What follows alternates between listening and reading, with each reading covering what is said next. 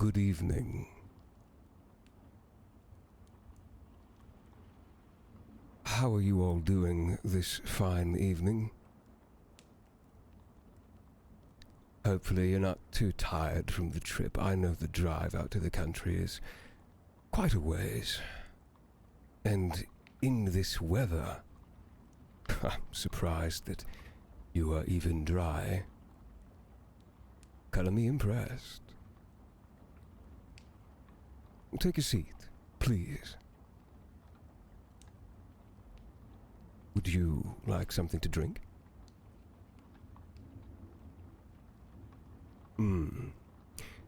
Well, I see no reason to waste any more time. I feel as though we can get right into it. Now, please, perform a little thought experiment for me. Imagine a world where your most terrifying nightmares bubble up into reality with the turn of a phrase. A story so utterly horrifying you fear the next words spoken. A place in time where you are so frozen with fear, you worry you will never escape. I bid you welcome to my chamber. I am the Tomekeeper, and over the next few hours, I will subject you to the most spine-chilling tales my collection has to offer. Pour yourself a drink if you do not want one. From me. Get as comfortable as you can, because you won't stay that way for long.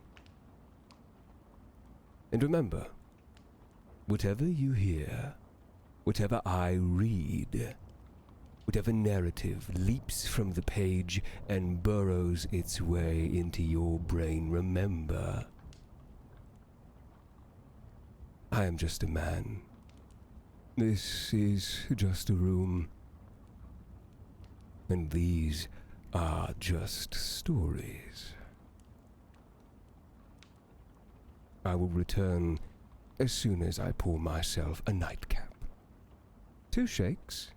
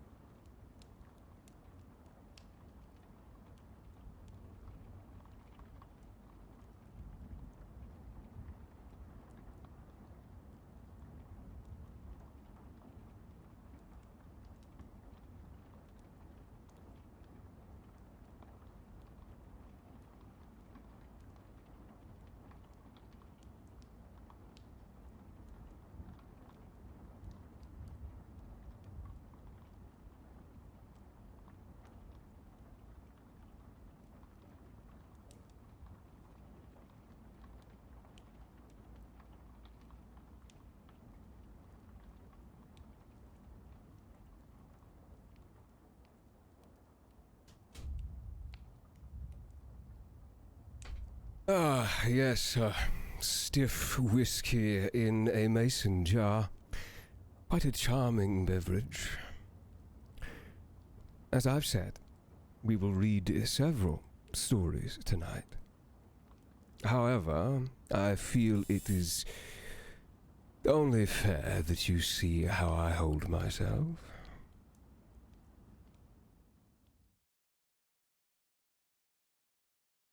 Good evening. I'm so glad you all could make it. A large portion of you were too scared, unfortunately. We will begin our night in the United States. The first story of the night is the disappearance of Ashley.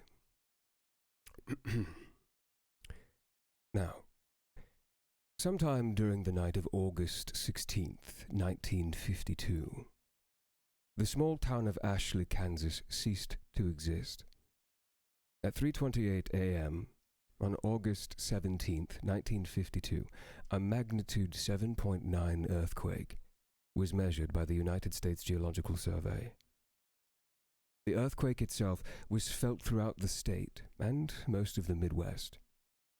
The epicenter was determined to be directly under Ashley, Kansas. When state law enforcement arrived at what should have been the outskirts of the farming community, they found a smoldering, burning fissure in the earth, measuring some 1,000 yards in length and approximately 500 yards in width. The depth of the fissure was never determined. After 12 days, the statewide and local search for the missing 679 residents of Ashley, Kansas, was called off by the Kansas state government at 9:15 p.m. on the night of August 29th, 1952. All 679 residents were assumed to be dead. At 2:27 a.m. on August 30th, 1952, a magnitude 7.5 earthquake was measured by the United States Geological Survey. The epicenter was situated under what used to be the location of Ashley, Kansas. When law enforcement investigated at 5:32 a.m., they reported that the fissure in the earth had closed. In the 8 days leading up to the disappearance of the town and its 679 residents, bizarre and unexplainable events were reported by dozens of residents in Ashley, Kansas, and law enforcement from the surrounding area. On the evening of August 8th, 1952, at 7:13 p.m., a resident by the name of Gabriel Jonathan reported a strange sight in the sky above Ashley. The town itself, having no official branch of law enforcement, called into the police station of the neighboring town of Hayes. Gabriel reported what appeared to be a small black opening in the sky. Within the next 15 minutes, the Hayes police station became overwhelmed with dozens of phone calls, all reporting the same phenomenon. The phenomenon was never reported on any neighboring community. A decision was made to send off a trooper to Ashley to investigate the matter the following morning. At 7:54 a.m. on the morning of August 9th, 1952, the next day, Hayes police officer Alan Mace radioed the Hayes police station. He reported that despite following the one-way road leading into Ashley, he had become lost. According to his report, the road continued along its normal path, but somehow ended up back in Hayes. Officer Mace went on to add that the road never curved or bent in any direction. At 9:15 a.m., 7 of the town's 10 police cars were sent to investigate the situation, and all members of the team came to the same conclusion. The only road leading into Ashley stopped leading into Ashley, but instead led back to Hayes. Phone calls continued to pour into the Hayes police station, all reporting that the black opening in the sky continued to grow in size. All callers were advised to remain inside and not travel outside unless absolutely necessary. At 8:17 p.m., Miss Elaine Cantor reported her neighbors, Mr. and Mrs. Milton, and their 2 children, Jeffrey and Brooke, missing. Now, according to Mrs. Cantor's phone call, the Miltons attempted to leave town in their family car earlier that morning. They never returned. Law enforcement officials from Hayes never reported the car or individuals coming up the one-way road. At 7:38 a.m. on the morning of August 10th, 1952, phone calls from Ashley into the Hayes police station reported that the town was in total darkness. The sun had never risen. At 10:15 a.m., at the request of Hayes law enforcement, a helicopter from Topeka, Kansas, flew over the region in which Hayes, Kansas stood. The town was never observed from air. At 12:53 p.m. on the afternoon of August 11th, the next day, Miss Phoebe Danilewski called into the Hayes police station. She reported that her daughter Erica had begun to have conversations with her father, who died 3 years prior in a drunk driving accident. To add to her concern, Miss Danilewski reported that Erica was attempting to go outside into the dark to join them. Over the course of the next 12 hours, a reported 329 phone calls were placed into the Hayes police station, all describing similar phenomenon with the children of the town.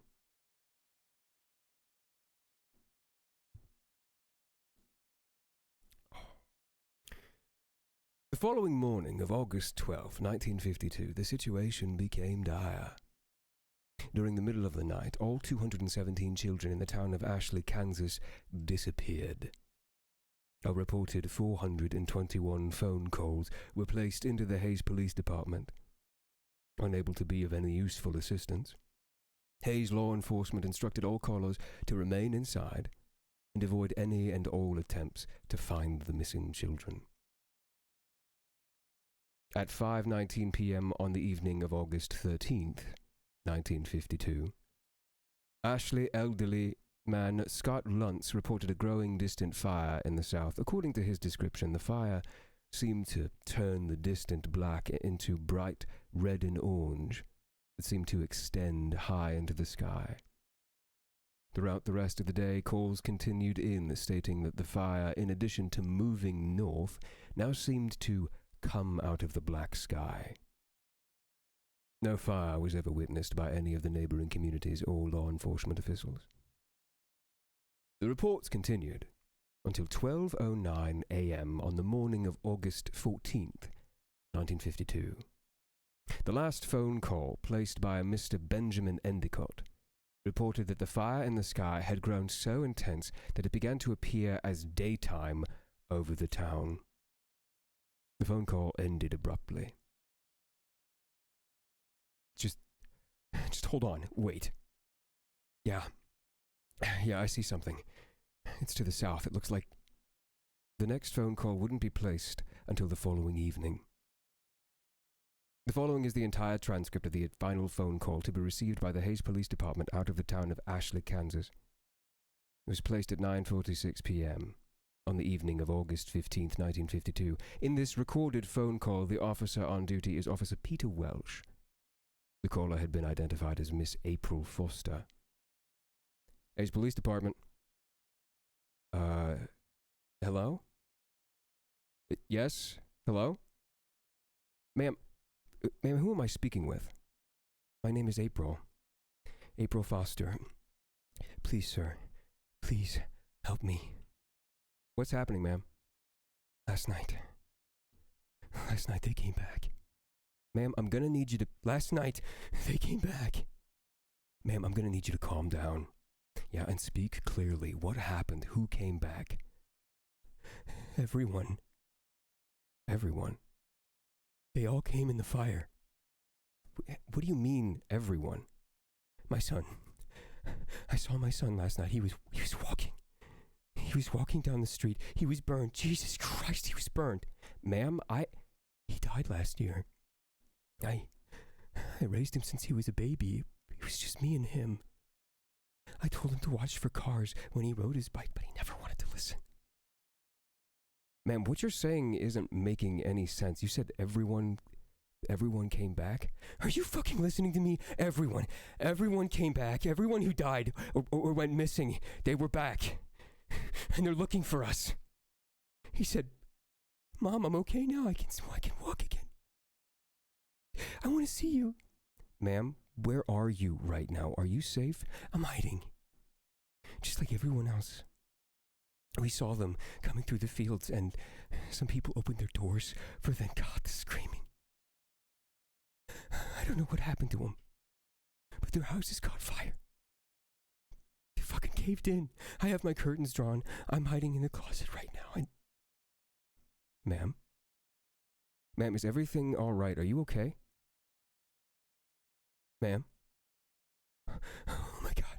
Ma'am? Something just came in. Ma'am, stay as quiet as you can. Please don't make a sound. He came inside. Stay absolutely still.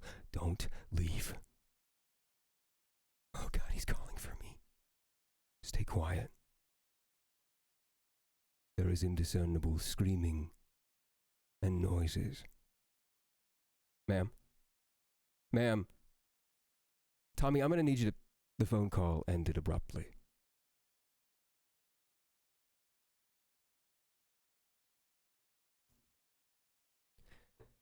The following morning at 6:55 a.m., the law enforcement officials of the Hayes Police Department arrived at the location of Ashley, Kansas.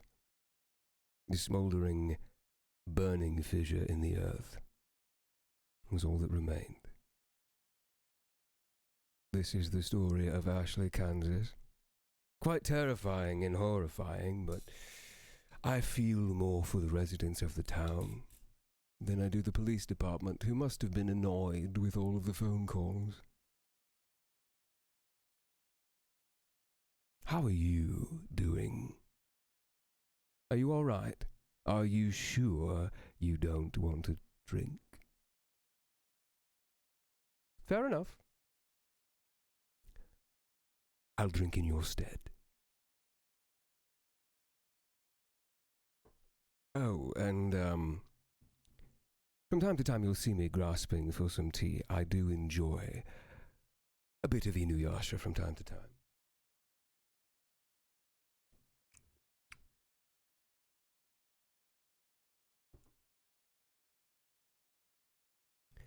Thank you for the subscriptions.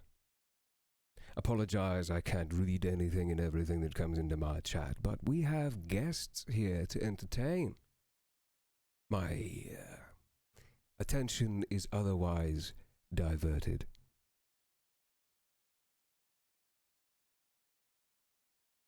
Let us see. Yes. This is one of my favorites. This is the tale of Mr. Widemouth. This tale is told in first person, so allow me to get intimate. During my childhood, my family was like a drop of water in a vast river. Never remaining in one location for long, we settled in Rhode Island when I was 8. And there we remained until I went to college in Colorado Springs. Most of my memories are rooted in Rhode Island, but there are fragments in the attic of my brain which belong to various homes we had lived in when I was much younger. And most of these memories are unclear and pointless, changing after another boy in the backyard of a house in North Carolina, trying to build a raft to float on the creek behind the apartment we rented in Pennsylvania, and so on. But there is one set of memories which remains as clear as glass, as though they were just made yesterday. I often wonder whether these memories are simply lucid dreams produced by the long sickness I experienced that spring, but in my heart, I know they're real. We were living in a house just outside the bustling metropolis of New Vineyard, Maine, population 643. It was a large structure, especially for a family of 3. There were a number of rooms that I didn't see in the 5 months we resided there. In some ways, it was a waste of space, but in the only house on the market at the time, at least within an hour's commute to my father's workplace. The day after my 5th birthday, attended by just my parents, I came down with a fever. The doctor said I had mononucleosis, which means no rough play and more fever for at least another 3 weeks. God, it was horrible timing to be bedridden. We were in the process of packing our things to move to Pennsylvania. Most of my things were already packed away in boxes, leaving my room barren. My mother brought me ginger ale and books several times a day, and these served the function of being my primary form of entertainment for the next few weeks. Boredom always loomed just around the corner, waiting to rear its ugly head and compound my misery. I don't exactly recall how I met Mr. Widemouth. I think it was about a week after I was diagnosed with mono.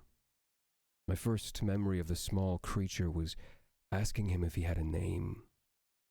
He told me to call him Mr. Widemouth, because his mouth was large. In fact, everything about him was large in comparison to his body. His eyes, his head, his crooked ears. But his mouth was by far the largest. "You look kind of like a Furby," I said as he flipped through one of my books. Mr. Widemouth stopped and gave me a puzzled look. "Furby? What's a Furby?" he asked. I shrugged. "You know, the toy, the little robot with big ears. You can feed him, you can pet him, feed him, almost like a real pet." "Oh." Mr. Widemouth resumed his activity. "You don't need one of those. They aren't the same as having a real friend." I remember Mr. Widemouth disappearing every time my mother stopped by to check in on me. "I lay under your bed," he later explained.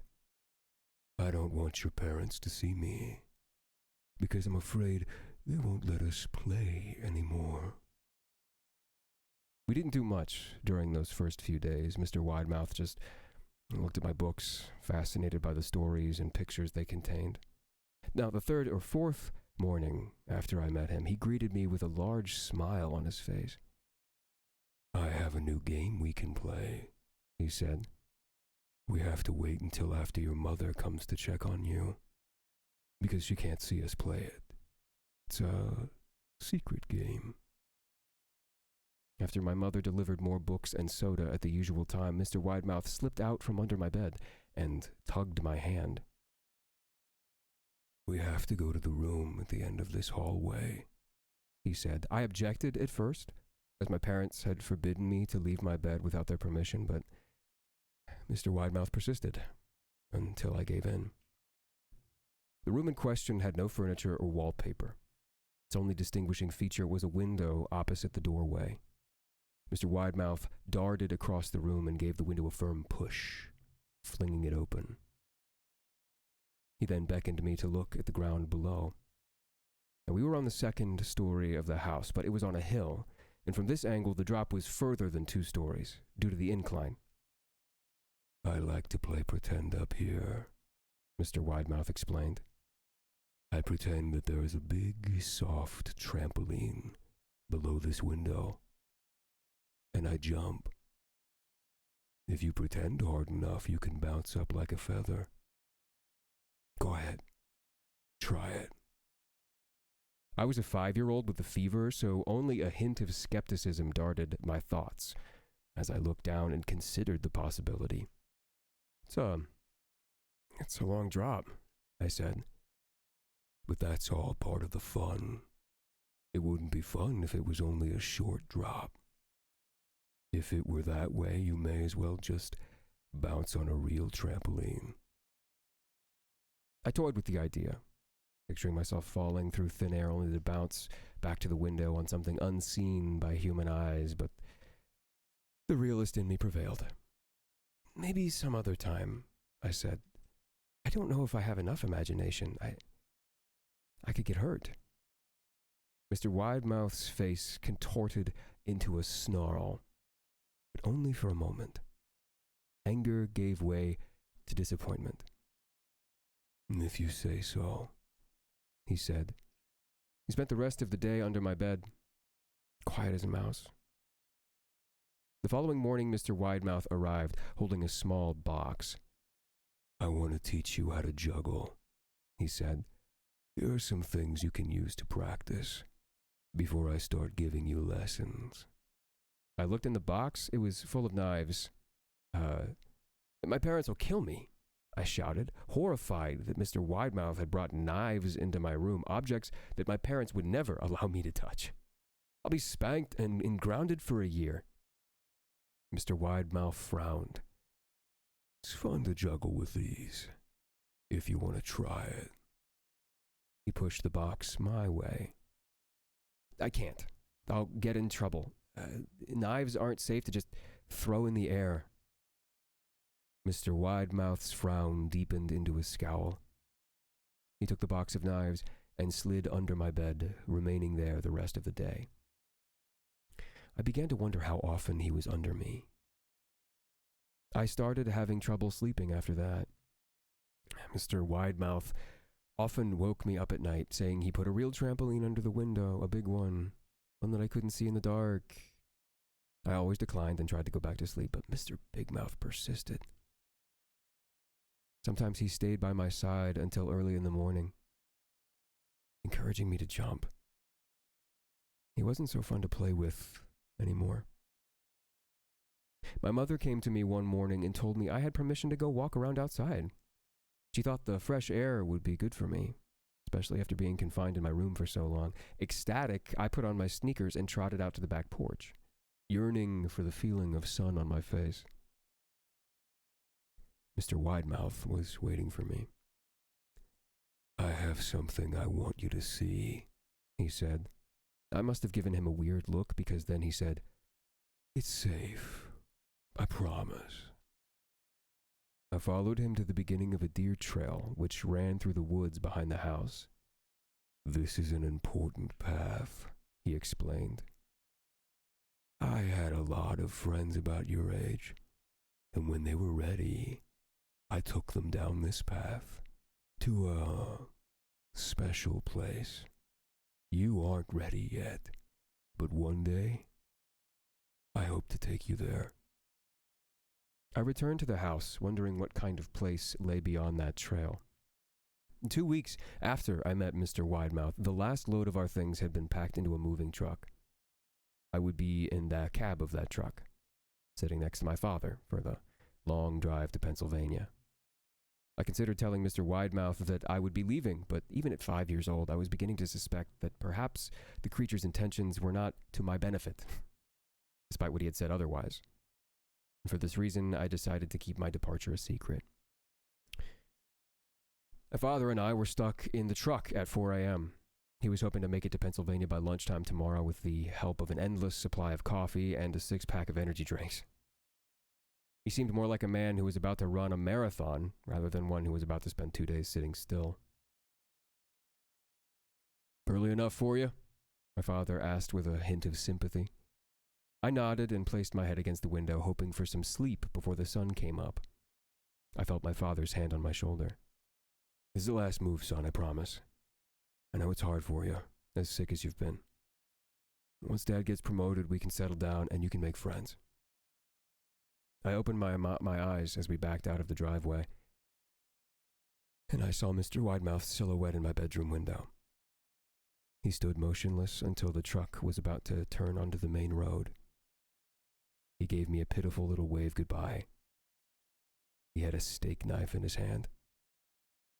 I didn't wave back. Years later, I returned to New Vineyard.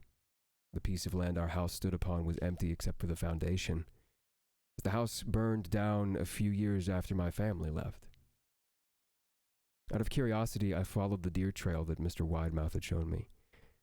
And part of me expected him to jump out from behind a tree and scare the living bejesus out of me, but I felt that Mr. Widemouth was gone, somehow tied to the house that no longer existed. The trail ended at the New Vineyard Memorial Cemetery. I noticed that many of the tombstones belonged to children. A chilling tale, no? Lots of stories are much better if there is no solid ending. The mystery is the scariest part.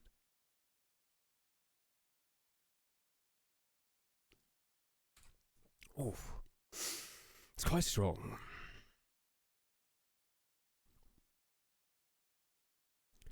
How are you faring, my guests?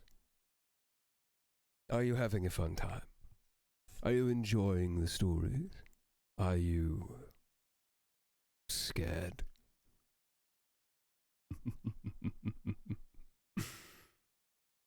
Well, that's good to hear. I'm glad. Very spooky. You're creeped out. Oh, not creepy, no. The wingback chair in my room is quite comfortable. Maybe you've grown restless. Should we move on to our next story?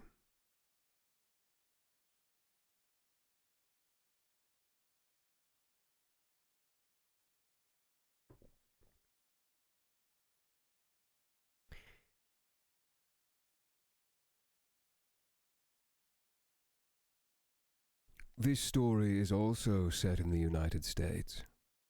So, once again, forgive me for getting, what's the word? Into it.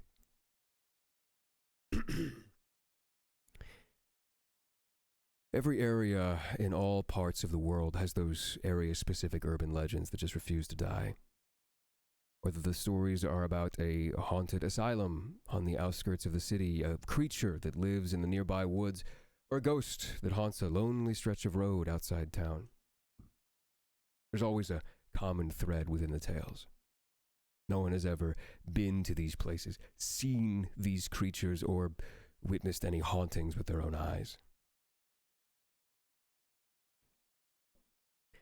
There are members of every generation who will proclaim that they know something or someone whose brother's best friend's sister went to that haunted house with 13 floors that used real blood and snakes and spiders and is so scary that no one has ever made it all the way through. Those same people will swear by these stories without ever being able to provide a shred of evidence or a name of someone who could provide the proof of the claims, because everyone around here knows that it's a true story.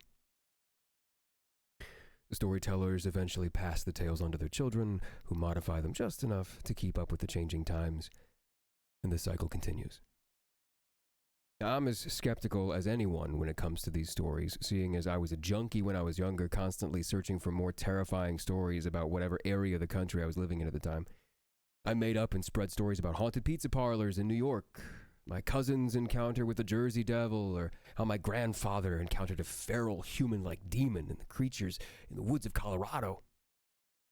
I even broke the one rule with these stories by putting myself in them. Now, this took guts, and in hindsight, because I had to make sure that I always told them the same way, surprisingly, no one ever called my bluff. I like to think that I have some wonderful contributions to various urban legends around the Midwest and northeastern states. I moved around a lot.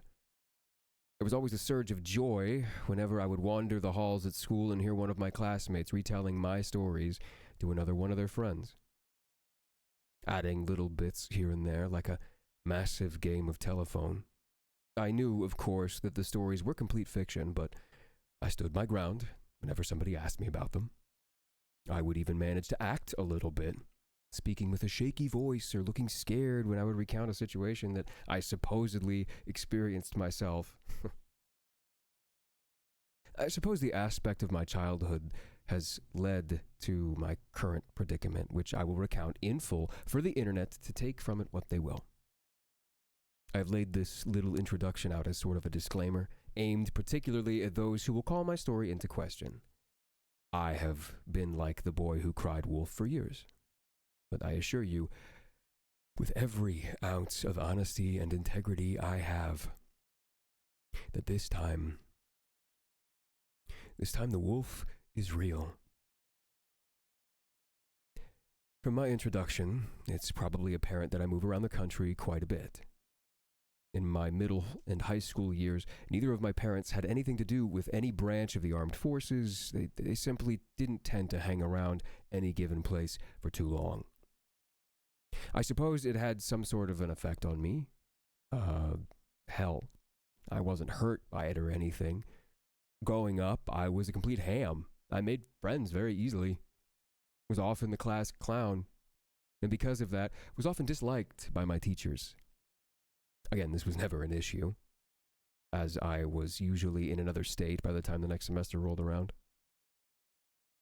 My friendships, though, were often fleeting, as were any positive relationships that I ever had with my teachers.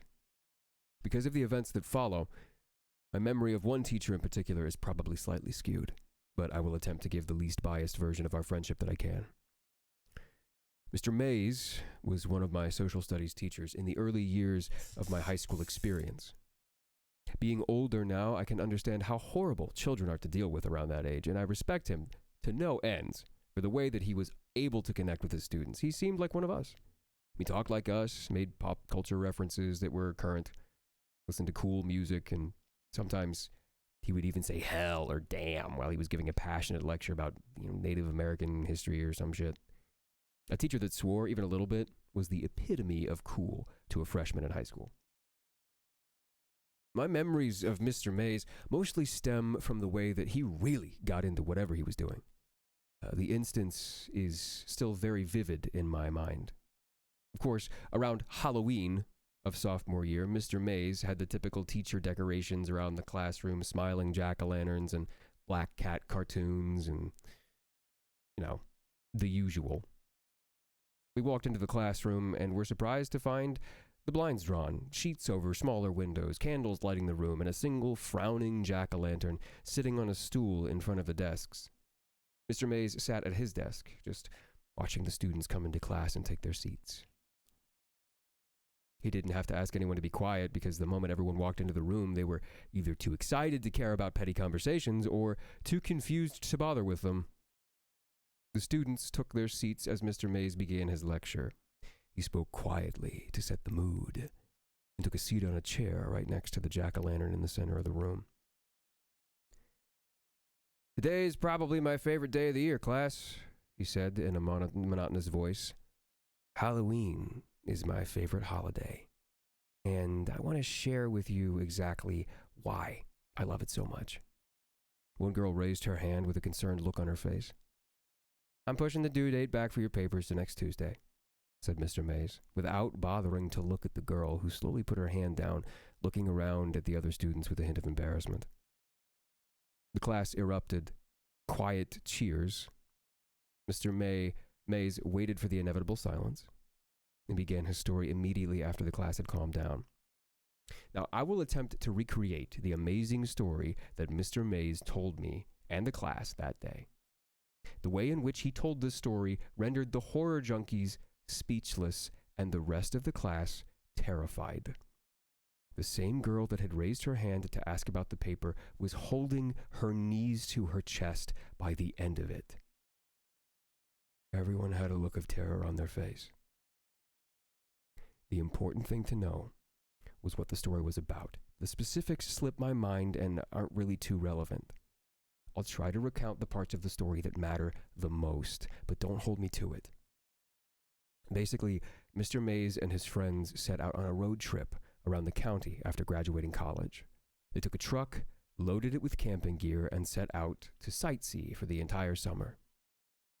The group went from the Poconos in New Jersey, down to the coast of Florida, New Orleans, California, up to Washington, and from there they went to the Rocky Mountains in Colorado, and then back home to New York. This concept of freedom to travel anywhere had the entire class hooked in an instant. Mr. Mays was the coolest teacher ever in my eyes. Being adventurous college kids, the group didn't bring a map. There were no time constraints, so they kind of drove in the general direction that they wanted to go and eventually found a town to stay in or someplace that looked interesting. He told us that after spending a week in Colorado, he and his friends had to travel through miles and miles of corn, plains, and more corn. He assumed that they were either in Nebraska or Kansas when they decided to pool their extra cash and stay in a hotel for the night. They settled into a motel in some town that Mr. Mays could barely remember the name of when one of his friends realized that they were somewhere near his grandfather's farm. He wasn't entirely sure where it was, but again, being adventurous college kids, they decided to get a quick refund from the motel and try to contact the friend's grandpa. They were unable to get a hold of the grandpa on the phone, so the group figured it would just be fun to show up, and Mr. Mays' friends was adamant that his grandparents would take them in and feed them without a moment of hesitation, so the group set out with an hour of sunlight, seeking the salvation of a comfortable house to stay in. In Kansas or Nebraska, wherever it may have been, there aren't a whole lot of natural markers that could guide lost travelers. Any directions given to someone who wouldn't live around the area basically amounted to go up a couple of miles to the corn, take a right, and go down a dirt road to the other corn, and then there should be some wheat on your right. So, as is the case in most scary stories, the group got lost. Never wanting to admit defeat, though, they drove into the night, making wrong turns every 5 minutes until they found themselves on a wooded road that Mr. Mays' friend was certain that his grandparents lived off of. Mr. Mays described the road as basically a dark path to hell. I wasn't entirely sure how true this was, because he got very excited and a bit ridiculous with his explanations of trees that almost tried to grab the car, and the red eyes of countless animals looking at them from the darkness, like some Scooby-Doo still. Regardless, the typical horror tropes worked on most of the class. Everyone was terrified, but me. So the group of guys drove on this dark road for about 15 minutes before they came to a clearing and a small building with lights in it and what seemed to be a silo. They figured at the very least the people who lived there would be able to help them find where the guy's grandparents lived. The whole idea of everyone knows everyone in these hick parts of the country fueled this hope. They hoped to pull the car up next to the building, realizing when they were out of the car that it appeared to be the kind of place where one would store a bunch of chickens. It's not a house. Still, the lights were on, so they figured they'd give it a try. They approached the building as a group, looking in the semi-open sliding door to find a big, empty room. Hanging fluorescent lights lit the room like it was daytime, and they couldn't see a soul. There were no cars, but one of Mr. May's friends was convinced he'd seen someone pull up. So they decided to go inside and see if there was an office or something. Somewhere where someone might be working. Why else would they have a huge place lit up like that? There were no doors on the inside of the building. Again, it was just a giant empty hall. So the group roamed around the property and over towards the silo. As they got closer, they noticed what appeared to be a cellar door. At this point, I remember Mr. Mays telling the entire class to learn from his idiocy. He told us that he hadn't seen many horror movies before that time and didn't think twice about approaching a creepy cellar door in the middle of a dark, scary foreign place. He said that approaching that door was one of his biggest regrets.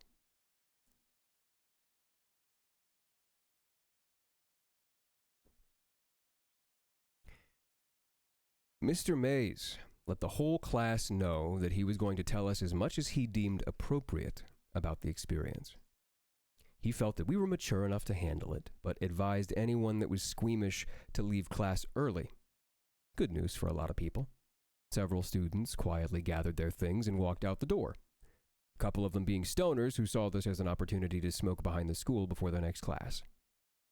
I didn't even give the announcement a second thought. Like I said, I'm a sucker for this kind of stuff, and Mr. Mays is really good at telling a story, better than anything I had ever conjured up. I wanted to learn from this guy, even though I didn't believe much of his story. After the class had thinned a bit, Mr. Mays continued with the story.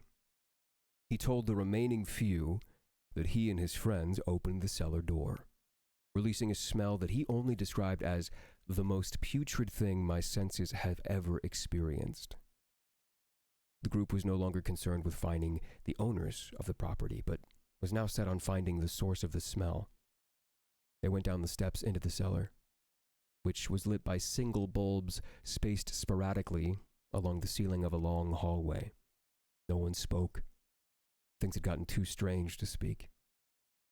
The walls were lined with metal sheeting, similar to the roofing on farms. The hallway itself was crooked, and the ceilings constantly lowered and rose, like a tunnel that was hastily dug and then never touched up with shoring. There were sections where the boys had to almost crouch in order to pass. The worst part, Mr. Mays told us, was that the light bulbs continuously flickered, sometimes acting like a strobe light and making it very difficult to move through the winding and unstable hallways. In hindsight, he was certain that his mind was playing tricks on him, but he remembered seeing flashes of things that couldn't be there. He said that when you are there and you focus on them, or if you're nervous, your mind can do that to you, or it can simply revolt, showing you things or people that aren't there. He continued to describe the hallway, and I was on the edge of my seat. The halls were windy and seemed to go on forever. Mr. Mays guessed that they were somewhere under the creepy forest they had driven through when they found a door, but he couldn't be sure. He said they came upon a door after walking for what felt like a mile. It was simple and wooden, but it looked like it belonged outside of a suburban home. It had a nice design. Seemed to be freshly painted red.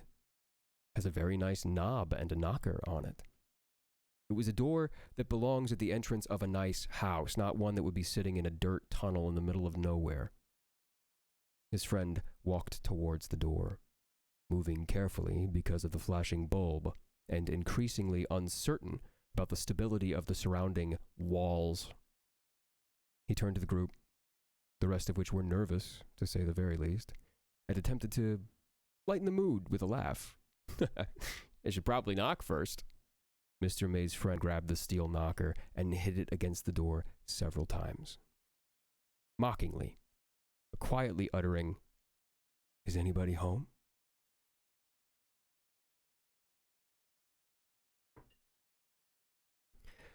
The group waited about 30 seconds before their tension broke. The guy next to the door shrugged his shoulders and went back to his friends, but as he did, the light bulb between them surged and exploded. The boys shielded their eyes and looked back to their lone friend by the door. As he lowered his hands, one of the metal sheets of the makeshift roof dropped. The sheet fell directly on the boy's forehead, slicing it open and sending a wave of blood down his face. The impact knocked him out, and he fell back against the door, knocking it open in the process. The entirety of the group rushed through the dim light to their friend, barely noticing the seemingly pitch-black room that now lay before them. Mr. Mays was the first to make it to his friend's side. He lifted the guy's head into his arms, immediately taking off his jacket and putting it over his forehead in an attempt to stop the bleeding. Once the group had calmed down, Mr. Mays noticed that the arm that had been bracing his friend's head was soaking wet. He was confused about this and was attempting to sort it out when one of his friends started talking. He said something along the lines of, "The lights. We have to go." Mr. Mays took notice. "You know when you turn off a light," he told the class, "and everything is almost pitch black except for the light of the bulb dying out or cooling down? Just like that. But there were so many of them. At least 20 light bulbs had lit the room seconds ago, and now only looked like little stars in the darkness. That was terrifying, but that wasn't the scariest thing.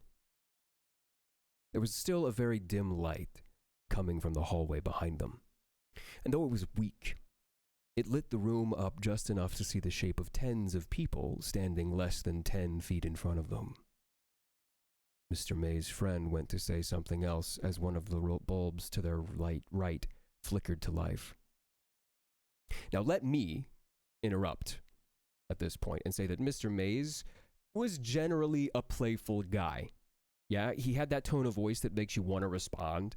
Basically, he could say, "Hey, let's go jump off a cliff, guys," and you would want to respond with, "All right, Mr. Mays, let's go." I mean, that's a ridiculous statement, but you get the point. He was a charismatic guy, is what I'm saying. The whole story up to this point had been told like a campfire story. He had the voice inflections of someone attempting to be mysterious and scary, which worked, but was noticeable. And at this point in his tale, I recall that changing completely. He was no longer attempting to spook anyone. I could tell that this section was difficult for him. Either he was a very good actor, or it really was a terrifying memory for him to relive. He told us that the bulb came to life and illuminated the group of people in front of him. In the dim light, he could see children, at least 20 of them, in just the visible light. They were all dressed in nightgowns that looked to be tattered and torn, stained dark with something. Their hair was long. Every single one of them looked like they had not had a haircut since birth. Some of the children were almost completely obscured by the length of it. Every single one of them didn't appear to have seen a shower or a nice bath in their entire life. And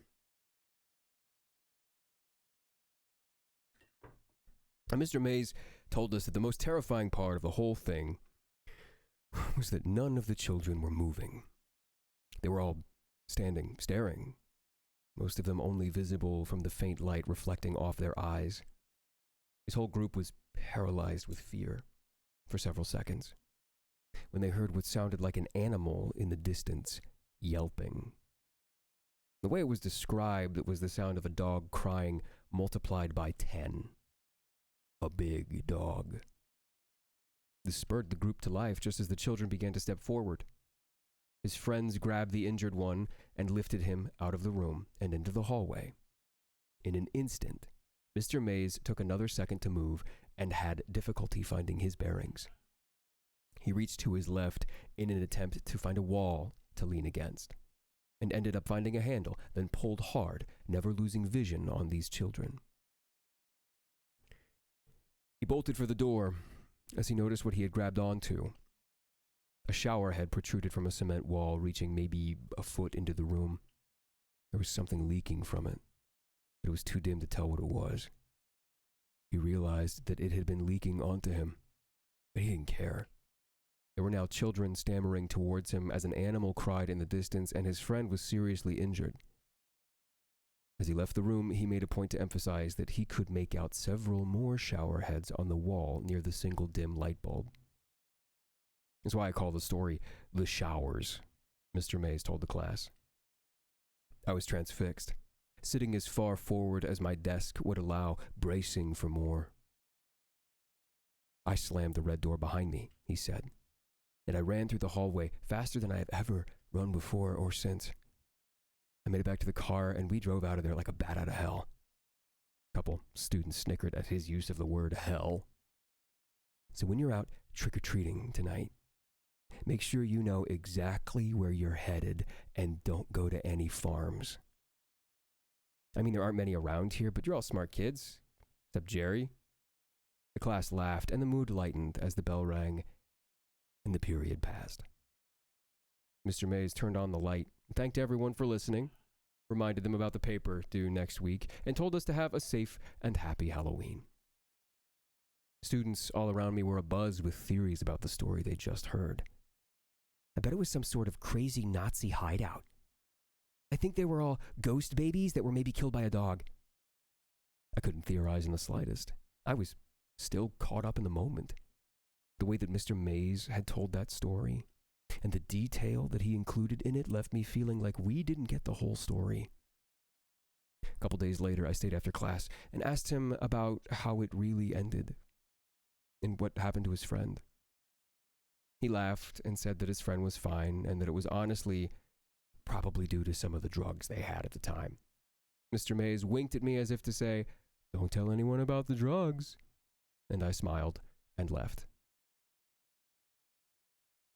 I lived in that town for another couple months, and then was rapidly moved halfway across the country to Milwaukee.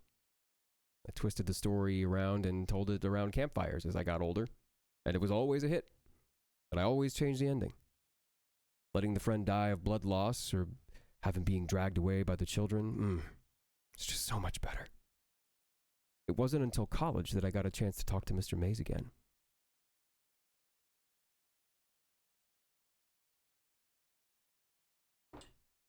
I went to college in northern New York, not for any reasons associated with this story. College was a fun time for me. I continued being the same ham I had always been. It wasn't until sometime around my junior year that I ran into Mr. Mays at a bar that I frequented. Initially, I couldn't be sure that the person I saw laying with his head buried in his arm at the bar was Mr. Mays. The only trait that grabbed my attention was a sweater that he used to wear on his birthday during class. The shirt simply read, "I'm the birthday boy." I told my group of friends to grab a table and that I would join them in a second. Then we walked over to the man at the bar. "Mr. Mays?" I said, and the man looked up. The man took a second to look at my face before he smiled, put a hand on my shoulder, and said, "Well, hey there, son, how you been?" I could smell some strong whiskey on his breath, and his cheeks were flushed. The look in his eye told me that he was 3 sheets to the wind and probably had no idea who I was. "Mr. Mays, it's Jack. I was a student of yours a couple semesters, about 6 or so years ago." His face changed a bit, and a genuine look of recognition set in. He took a calmer tone, smiled, sat down, and said, "How you been, Jack?" We talked for a solid 20 minutes. I told him what I'd been doing the last several years, and he told me. Apparently he was still teaching at the same school, the quote Stameld shtick, as he called it. I asked if everything was all right. He had said that they were as good as they were ever have been, or they were ever going to get. It took me a while to realize that I was an adult that was having a conversation with another adult. Every time I had spoken to Mr. Mays previously, I had been the student-teacher relationship, but now I was just a guy having a drink with another guy at a bar. My friends eventually left, and I continued to drink with Mr. Mays. He told me all about his divorces, his kids, things that I never would have asked about or cared about, honestly. But now I cared. He was a real person to me, not just an idol anymore. This was a guy who had real problems, not the infallible teacher that I thought he once was. It had been several hours before I even brought up the story of the showers. I told him all about my history with urban legends and scary stories, and he just laughed. When I mentioned the story that he had told us years ago, he almost seemed uncomfortable. He finished his whiskey, signaled for another, told them to leave the bottle, and turned to me. He got very serious. Listen, Jack, I don't know why I kept telling that story year after year. His words were slurred, slow, and hushed, or my hearing was messed up. We were both pretty drunk at this point. That was what my therapist told me to do when I was younger. I had to tell people that to come to grips with it or some shit. Wait, your therapist? I said. Mr. Mays laughed heartily and looked at it. Of course, Jack, you think that something like that wouldn't fuck a person up? I was confused, but I smiled, nonetheless. Things had gotten very strange. But I mean, you said you were on drugs or something, right? No one was too terribly hurt. You were okay. All of you, right? He got almost cartoonish with his sadness in the next several seconds. Of course we didn't, Jack. Why do you think I'm here right now? I was puzzled, quickly filled with 1,000 questions that I wanted to ask him, but I let him carry on. Tim didn't make it, Jack. He laughed. His laugh turned suddenly to tears.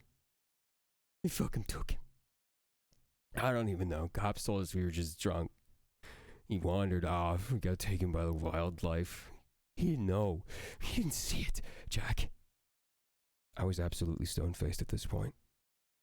Mr. Mays was carrying along like I knew the actual story, but I didn't. His friends disappeared. I didn't know. You know, I wish they'd found the body, and we could have shown him. He sighed. Oh, that's a bad place, Jack. I don't know anything else to say. It's a bad place. He carried on for a couple of minutes about his friend and the fun they had had before they went on that trip. And I let him talk. It was only for a few minutes. And then his phone rang. Hello, sweetheart, he whispered into the phone. Yeah, I'll be out in a second. I love you, baby. The person on the other end hung up the phone. Mr. Mays got up to leave. It's been nice seeing you, Jackie. You got a good head on your shoulders, boy. Make sure you use it. He stumbled a bit, found his footing, and then walked out of the bar. Wait, Mr. Mays! Yeah, Jack. Where'd you say all that showers business took place? Where? Hell, didn't I mention it? Somewhere outside of, there's a Broken Boat, Nebraska. Fucking hell on earth, if you ask me.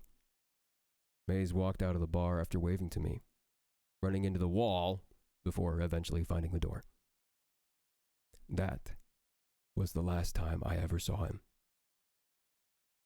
I'd never be able to tell him the impact that he had on my life, or rather the impact that his story had on me.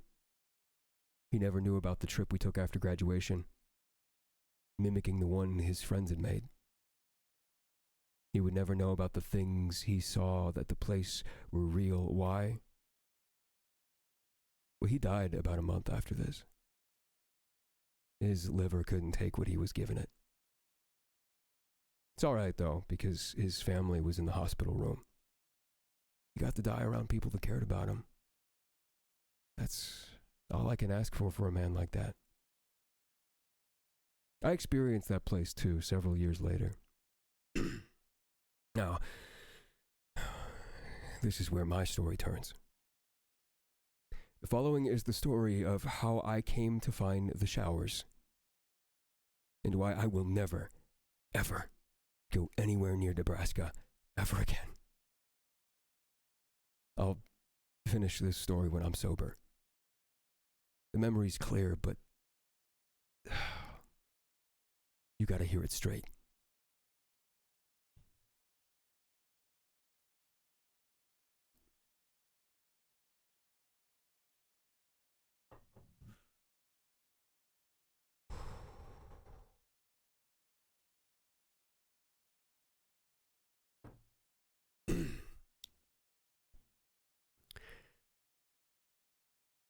I'm awake now, and semi-sober, and ready to finish this for you guys, the internet, and whoever cares to hear it.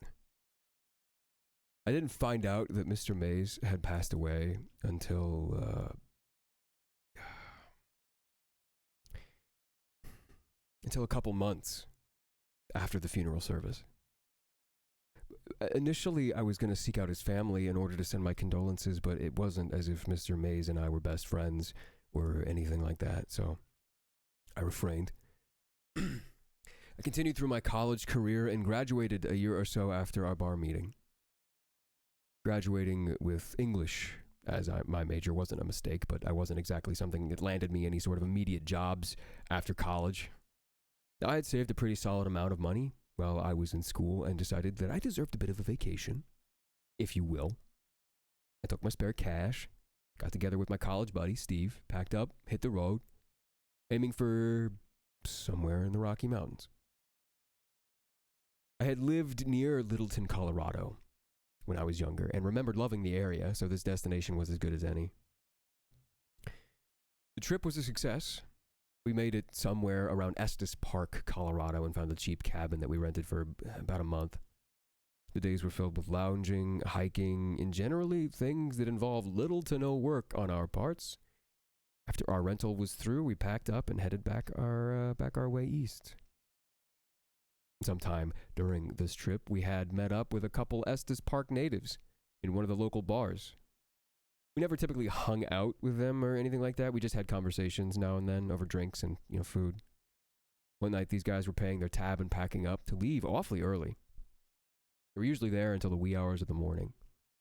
And when we questioned them about it, they told us that they were headed to a little get-together with some friends of theirs, and they invited us. Having nothing else to do, we hopped in the car and followed them to the party. The party itself was very low-key and ultimately inconsequential to the story. However, the most important thing about it was, at some point in the night, we were all sitting around the fire and swapping ghost stories.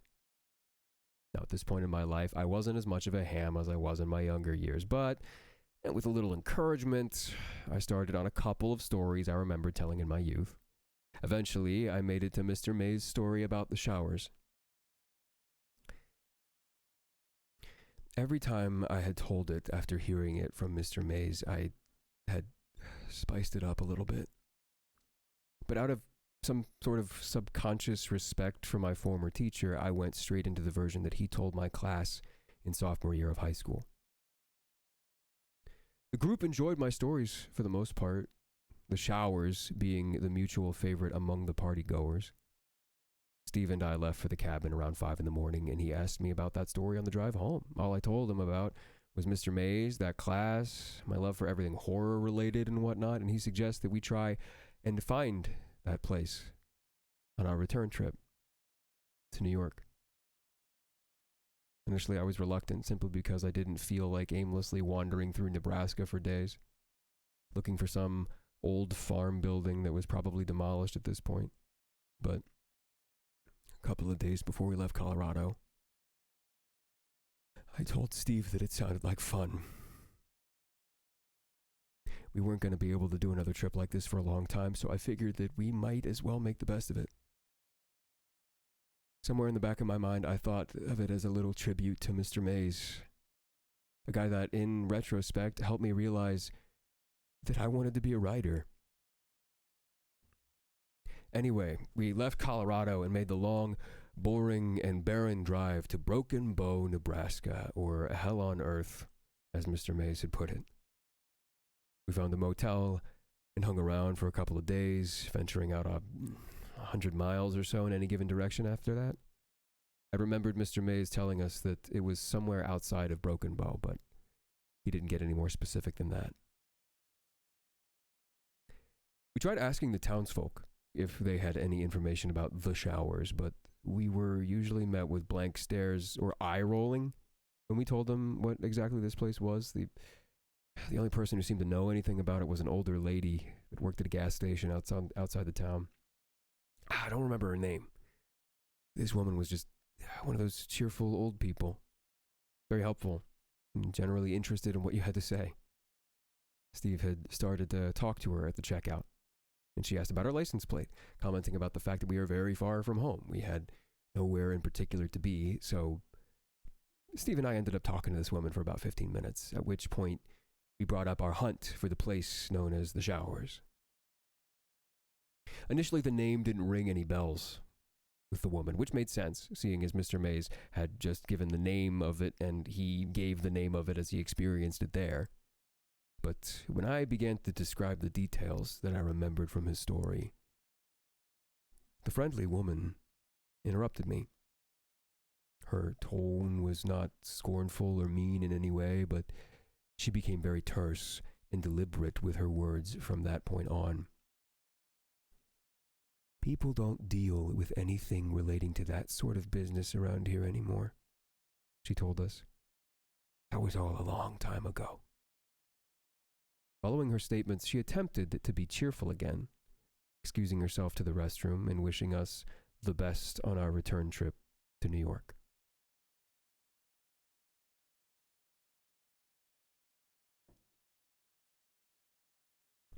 Steve and I returned to the car without a word.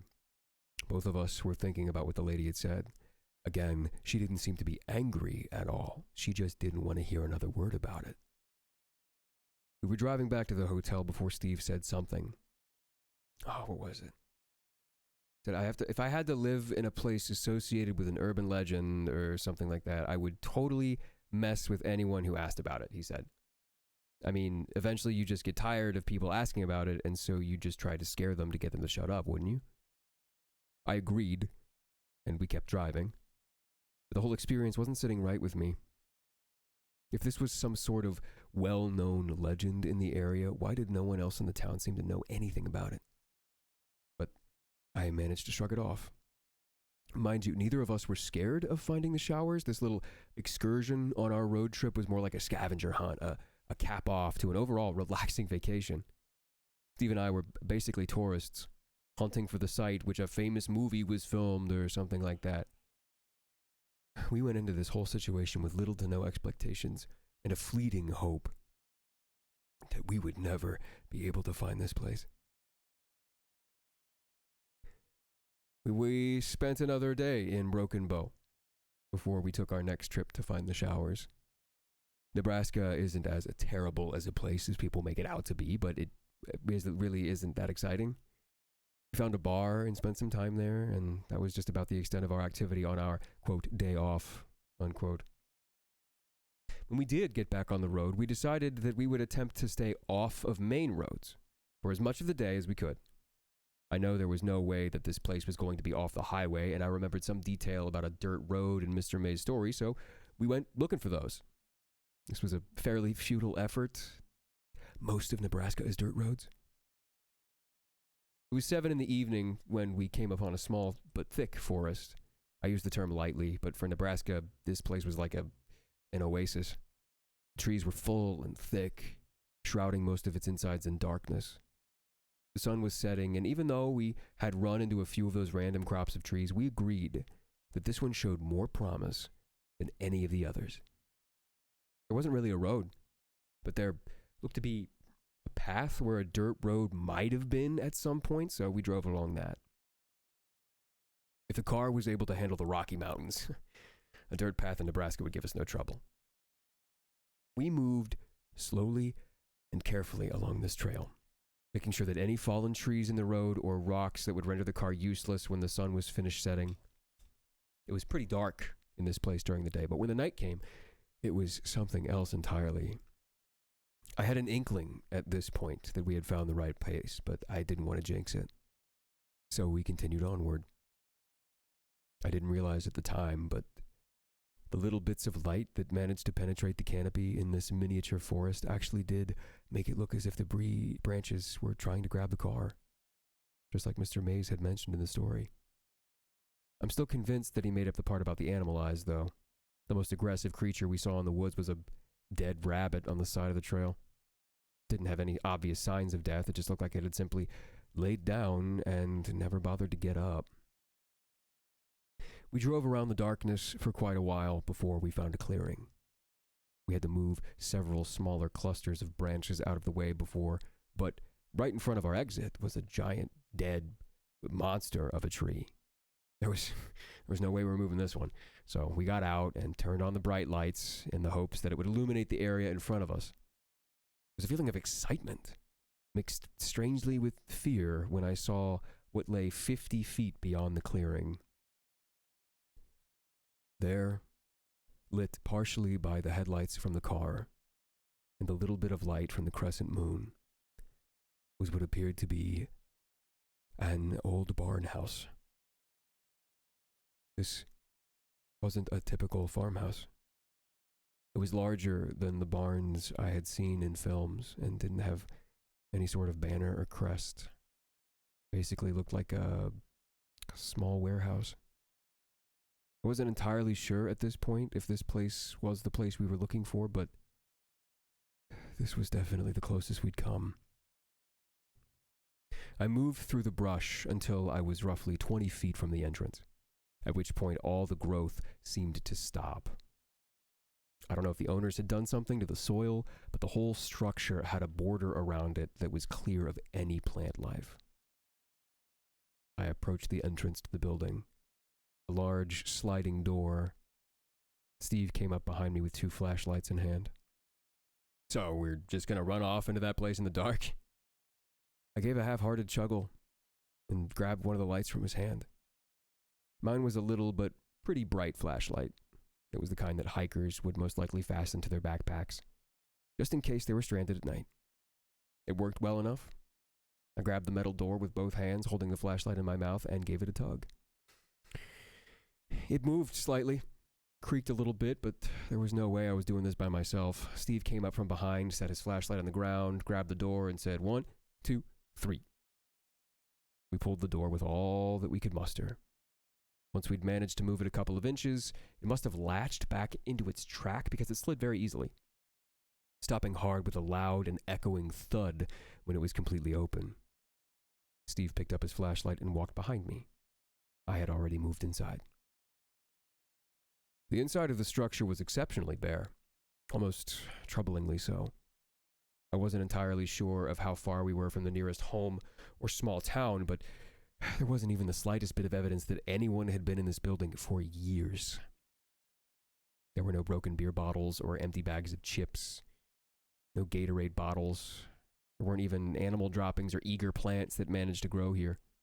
The room was expansive, larger than your average farm, but not the warehouse-sized monstrosity that I believe Mr. Mays had described in his story.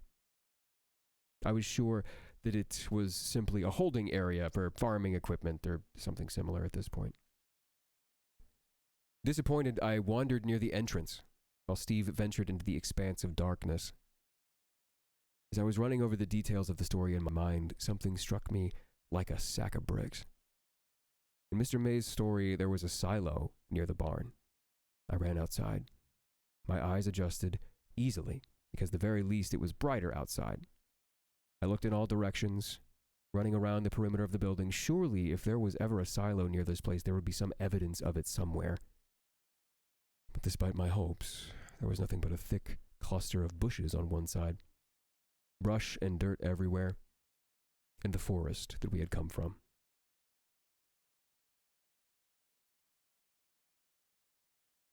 I walked back into the building, frustrated and tired. Steve was still excited, eagerly running around in the inside of the building. Even if I could just find a shower head or a pipe, and we know it was true. Come on, just keep looking with me.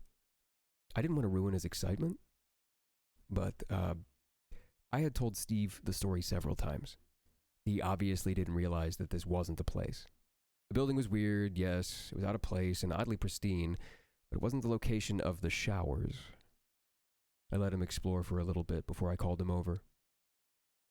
"This is probably as close as we're going to get, man," I said. "But this isn't it. Remember the silo?" His face went from excitement to disappointment in an instant.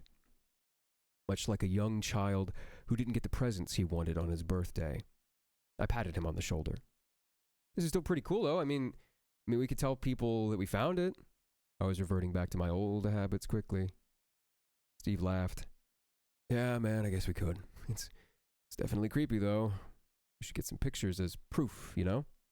Oh, I agreed with him. "I'm gonna grab the camera real quick," I said, as I bolted out the entrance of the building. Came back. I was alone in the building. It was very quiet when I was alone in there. I could hear the faint sound of Steve running through the bushes and to the car, but once he was far enough away, everything was quiet. I remember not even hearing the wind or the chirping of crickets as I walked deeper into the dark, flashlight in hand. I was convinced that there had to be something. As I approached the far corner of the room, the sound of my feet scratching against the dirt was interrupted by a soft, hollow thud. I stopped, trying to figure out what it was. I put my foot down hard against the ground and heard it again. I stomped one more time, realizing that the floor I was standing on was covering something hollow. I walked to the back of the room, looking carefully at the floor to try and spot any holes or gaps. As far as I had known, it was a solid ground that this thing sat atop, so I was convinced that I had found a hatch or a basement or something. I heard Steve come back through the brush as I shouted, "Steve, come over here, it's..." As I say the word hollow, I hopped a little bit, hoping to recreate the sound so that he'd be able to hear it upon entering the door. The second my feet made contact with the floor, it gave out beneath me. The memory of the fall is fuzzy, but I do recall hearing wood splinter. I remember seeing light from Steve's flashlight falling away into complete darkness. It wasn't a long fall, but I have fallen in a terrible position because I knew that I lost consciousness for several seconds at least. And when I woke up, I was staring at a bright light. For an instant, I had thoughts about approaching the fabled light at the end of the tunnel. I was angry at myself. "You died in Nebraska, Jack? Wow, you do know how to fuck up." My self-deprecation in the afterlife was interrupted by what sounded like Steve's voice. "Jesus, Jack, can you hear me? Come on, dude, wake up, please. Please wake up," he screamed. I managed to lift my head off of the floor just enough time for him to celebrate. The pain in my head was immense, but it was outweighed by the pain shooting through my knee. I knew I had a concussion, but the pain in my knee was much more pressing. I looked around until I found my tiny flashlight and then sat up and reassured Steve. "I'm okay. I just hurt my knee. I bumped my head too. Really hard." "Thank fuck, man. I thought you were dead. Imagine that. Dying in fucking Nebraska. God, that'd be awful." His words made me laugh a little bit, but I stopped myself. The slightest shaking hurt my head and made me incredibly dizzy. I guess a rope," said Steve. "What?" I asked quietly. Should I go get a rope to get you out of here, or do you need a ladder?" I looked around the walls that sat in front of me. They were smooth cement.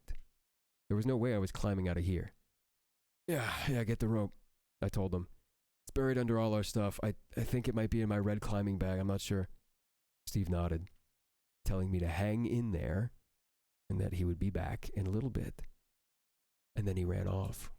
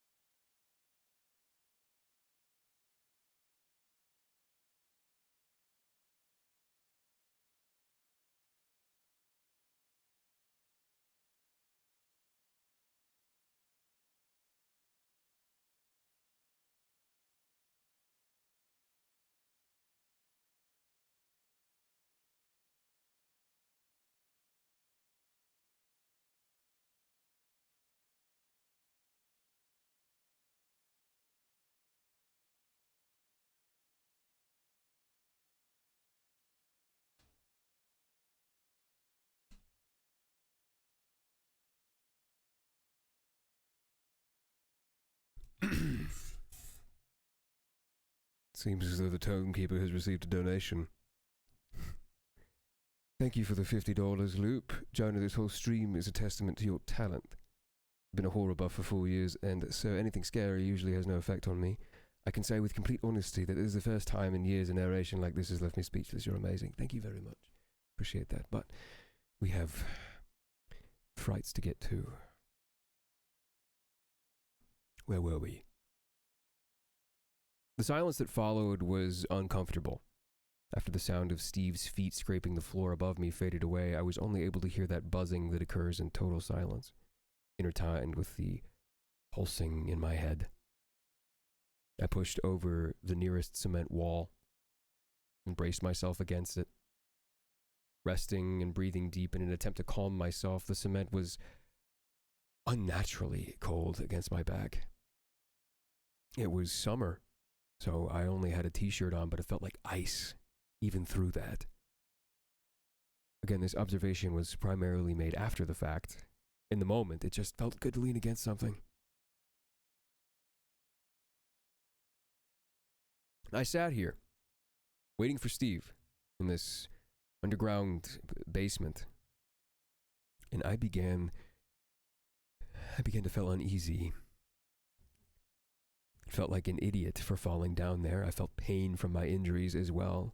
But that all seemed to fade into one emotion in an instant when I heard what I could only identify as breathing somewhere to my left. I convinced myself that it was my injured brain playing tricks on me for a few moments until my mind decided to rapidly replay Mr. Mace's story. When I had first heard it in that classroom years before, I was more impressed than scared. But now, sitting in a dark basement, in the middle of Nebraska, I felt something that I hadn't felt in a long time. It couldn't even be summed up in the word fear. As I sat there, I felt an all-encompassing dread. I pointed my flashlight to the left, the direction from which I thought I heard the sound. The light, it didn't reach the other wall. It was too far away. But I was comforted to see nothing there. I breathed deeply for a couple more seconds before I heard another noise in the darkness.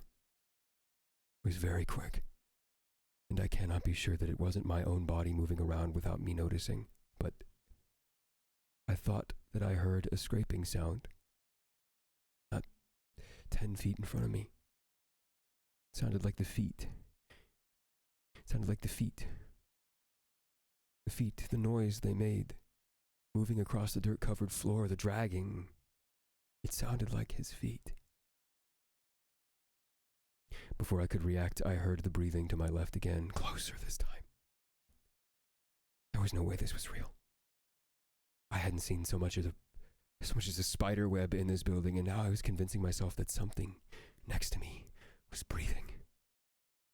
I was angry at myself for getting so worked up. I told myself that the human brain is constantly hallucinating. I told myself that while in silence or darkness, the brain makes sounds or visions to fill the gap, or makes you see things that aren't there. I channeled my inner skeptic in order to calm myself down. And it worked. It worked until I saw a flash of something in front of me.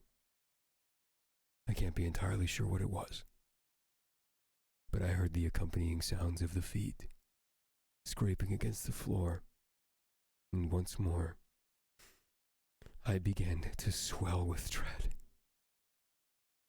I decided the best course of action at this point was to turn off my flashlight, assuming that if they couldn't see me, they couldn't get me.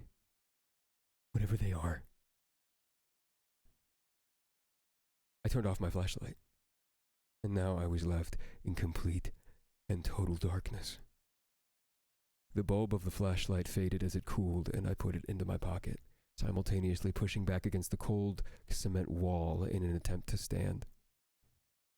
I managed to get up on my feet, well, on my foot, and found that I couldn't stand or put any pressure on my injured knee. I limped to the corner, humming to myself, trying to break the deafening silence. I called for Steve, as loud as I could manage, but there was no response. He was probably in the back of the car, hunting for rope. There had to be a ladder or something somewhere. I continued to hum, and my heartbeat, which had been beating almost out of my chest, slowed to a manageable rate. I moved along the cement wall, keeping my whole body against it and the weight off my injured knee. I had traveled what I guessed to be about 10 feet when my head made contact with something in front of me. I tumbled to the ground. My concussion must have amplified the pain because, God, it was blinding.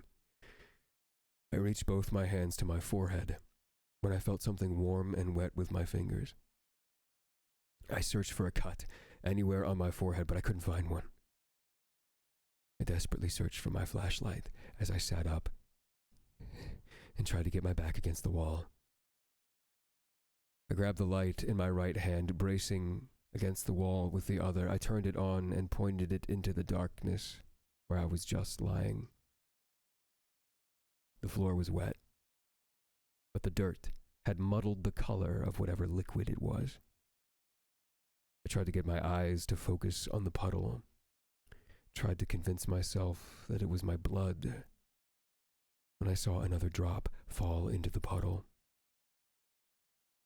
Words lack the ability to describe the way I felt when I heard the drip noise again and saw yet another tiny ball of liquid fall into the puddle.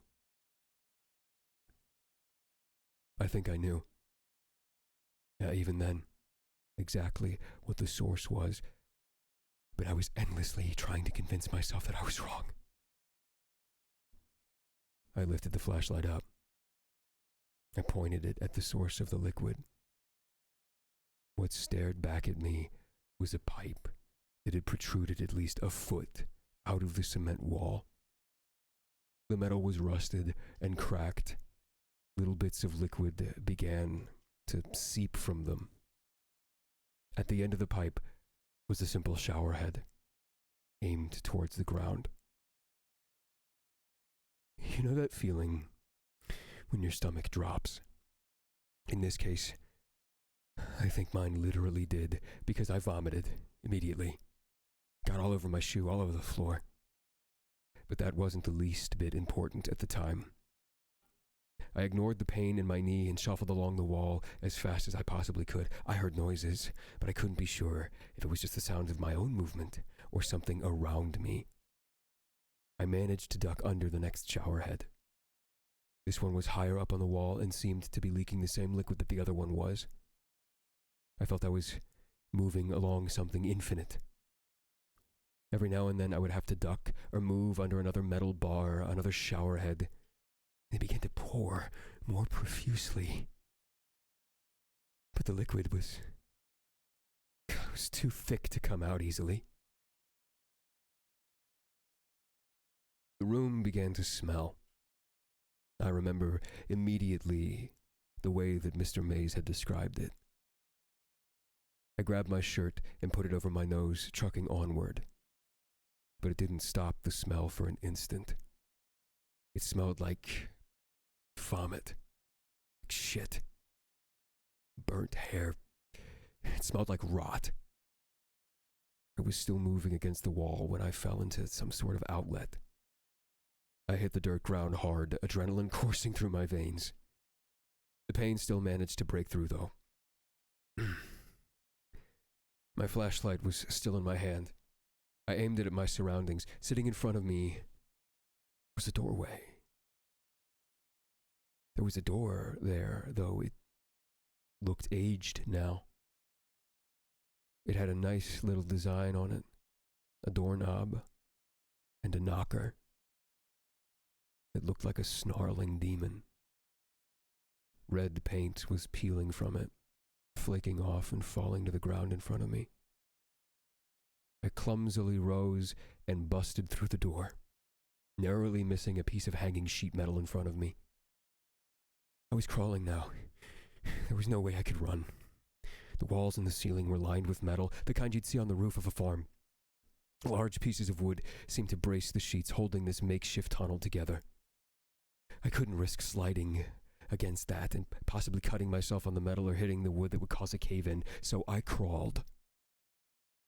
I pulled myself for what felt like miles, running into walls every now and then because the path seemed to curve like a snake.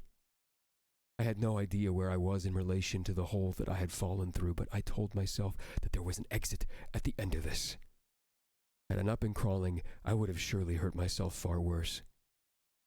There were parts of the tunnel which the ceiling dipped down maybe 3-4 feet above the ground.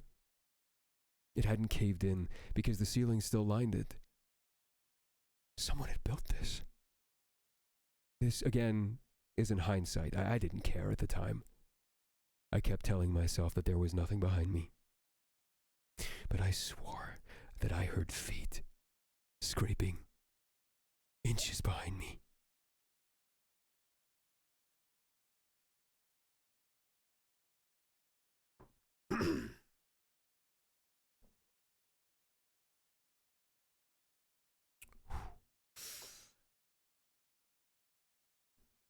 My jeans would brush against my legs every now and again, making it feel like someone was touching me.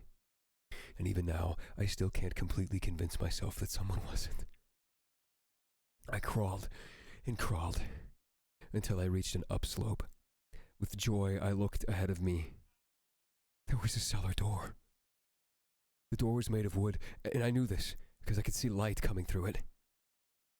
I couldn't be sure, but I thought it must have been light from a car's headlights. Our car's headlights.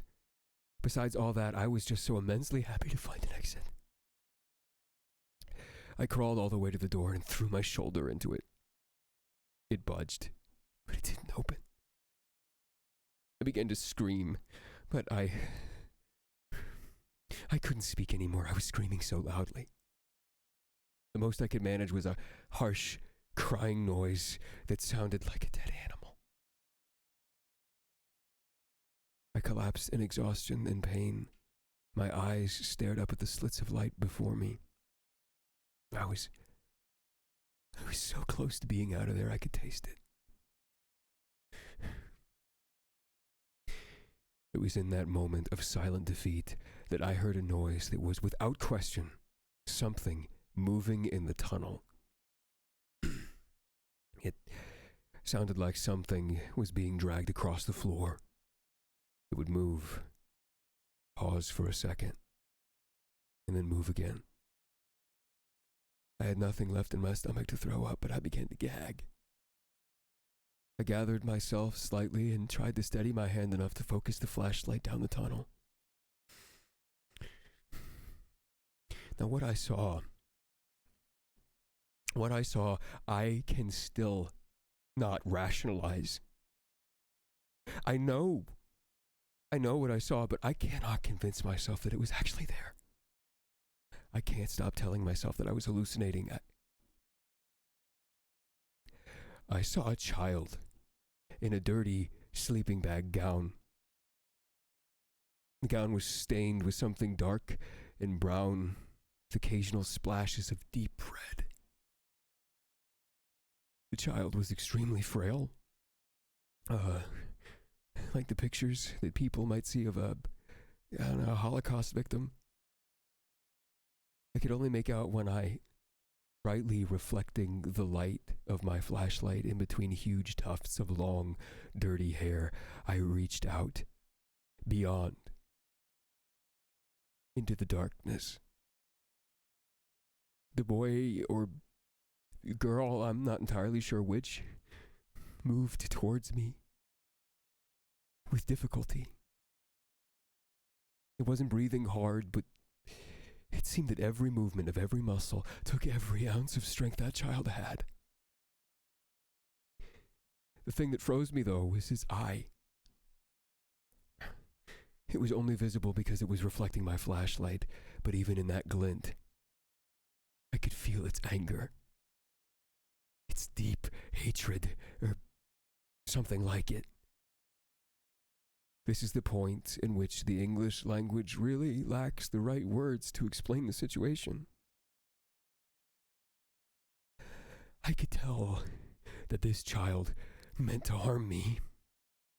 Whether it was a hallucination or not, the thing was getting closer, and I started to cry. It was getting closer and closer when I heard a voice behind me.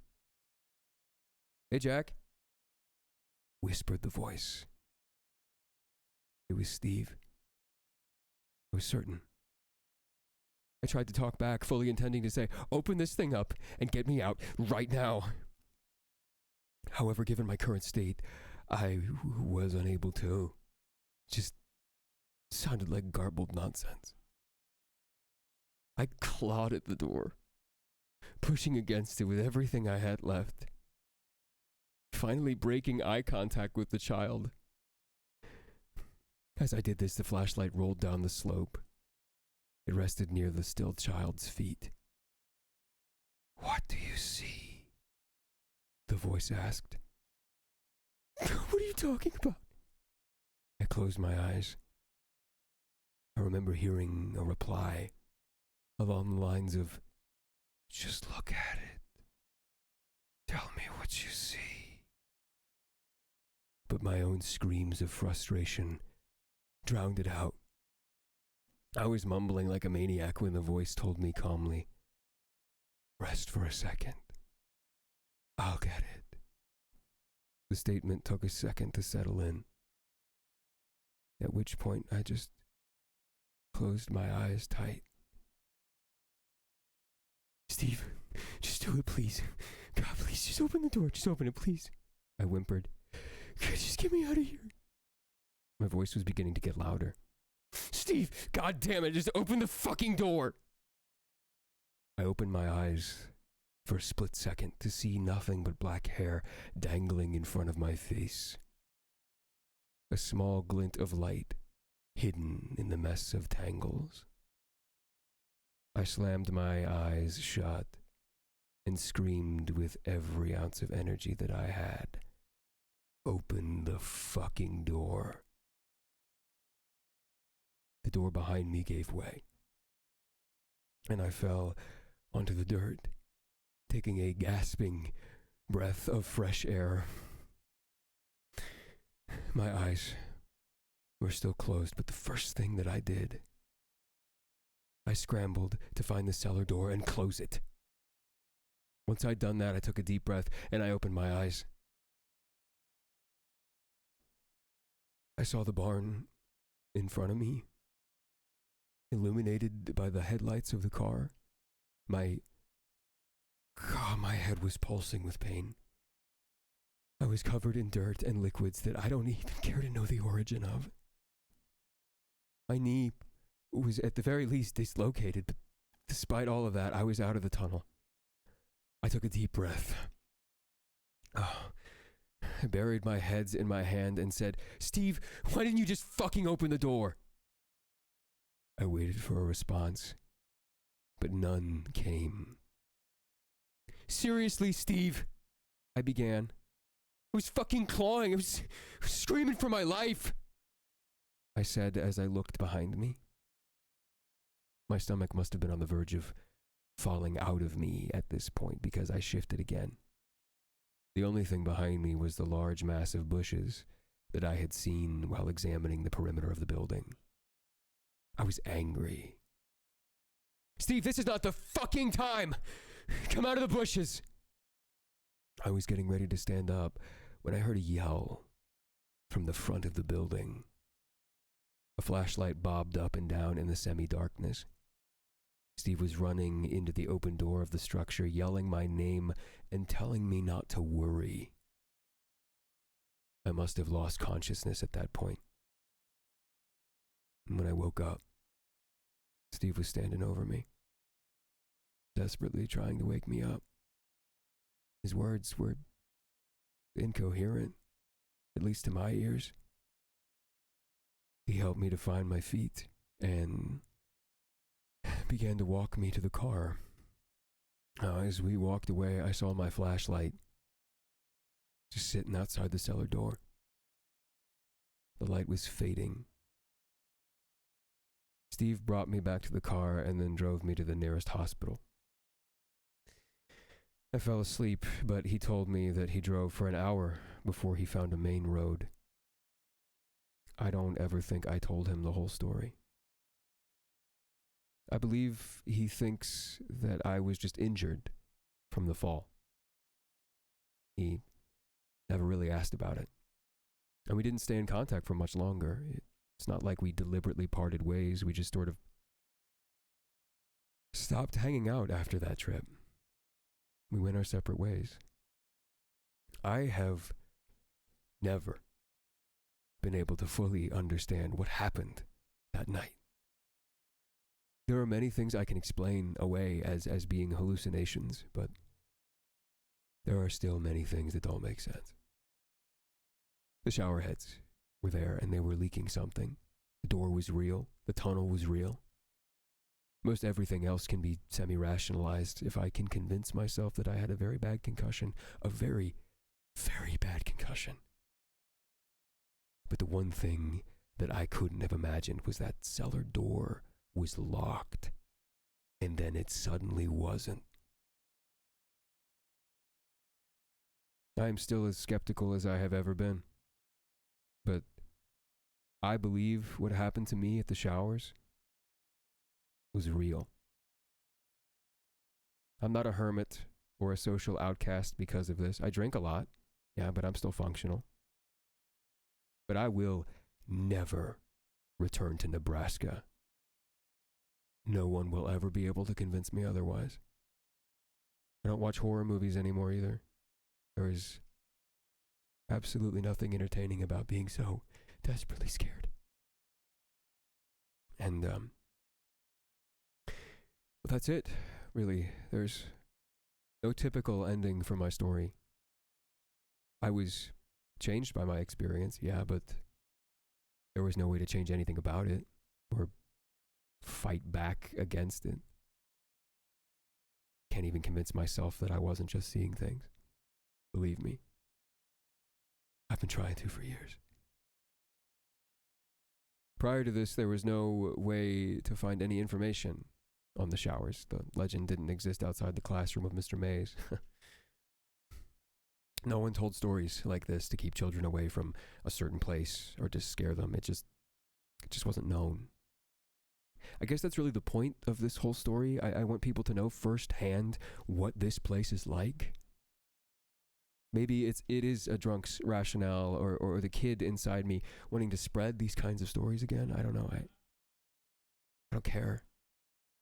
But it's out there now. For people to mold and warp to their needs. And most importantly, it's finally out of my head. It's getting late. I'm gonna get another drink. Cheers.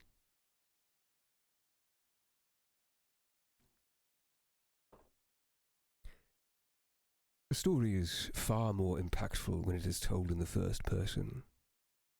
I do believe that is my own personal opinion, but I got chills. How are you faring, my audience? Hopefully you're comfortable. Again, I ask you, would you like a drink? Ah, thrice you refute me. You are a doubting Thomas.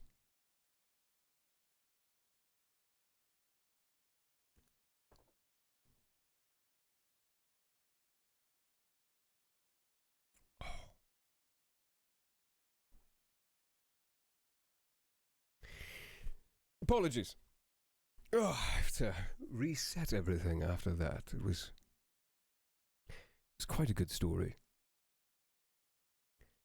Should we go on to our next story, or would you like to decompress for a while?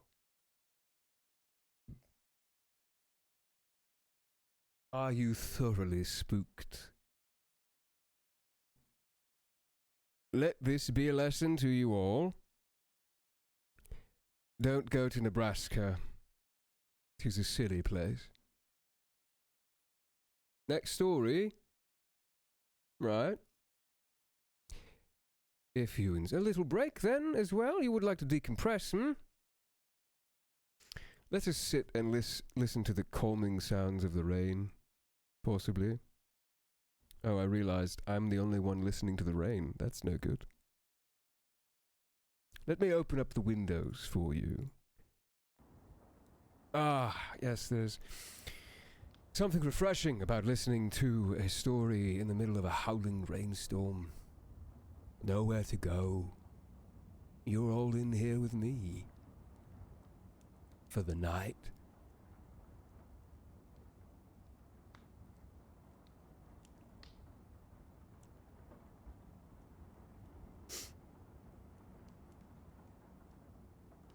Is it actually storming where you are? But what if you live in Nebraska? Get out.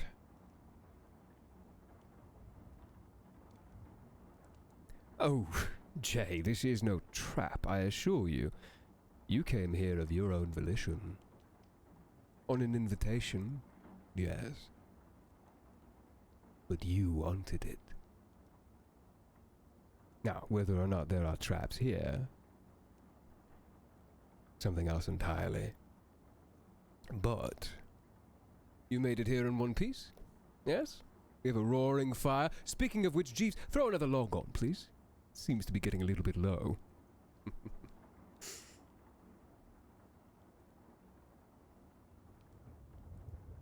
Oh, and I would like to show you, yes, of course, I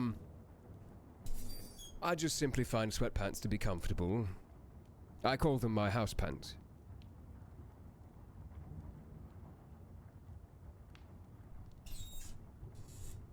A shirt and tie, for sure, but I love my house pants.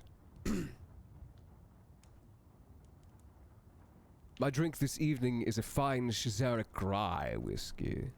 Straight, no rocks. I don't like my whiskey watered down. I like it burning down my throat.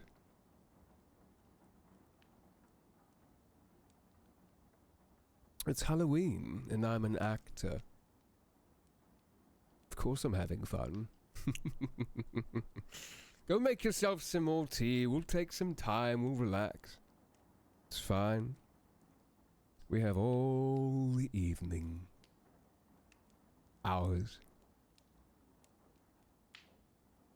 If not a dozen hours.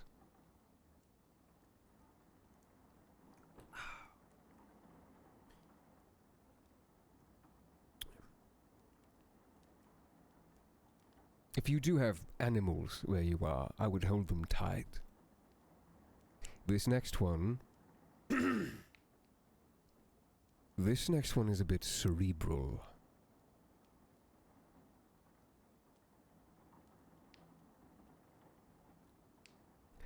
Take some deep breaths, yes. I'm drinking, what should I call it? A poultice of slippery elm. Some cinnamon. A bit of hibiscus. My own personal blend. What did you walk into? I'm reading Creepypastas in character. I'm a voice actor, and this is Halloween, so... Reading it, yes. Some terrifying ones. Did we get another donation? Vykost, thank you for the $5. Let's get more spooky. Yes, we shall. Can I skate while listening to you? Well, don't muddy up the rug, but yes. Be careful. And if you do enjoy content like this, please do consider subscribing. I may not read it out, because I am a different character today, but come back, and we will get, how does he say it? Hype as fuck? Yes. Yes, hype as fuck.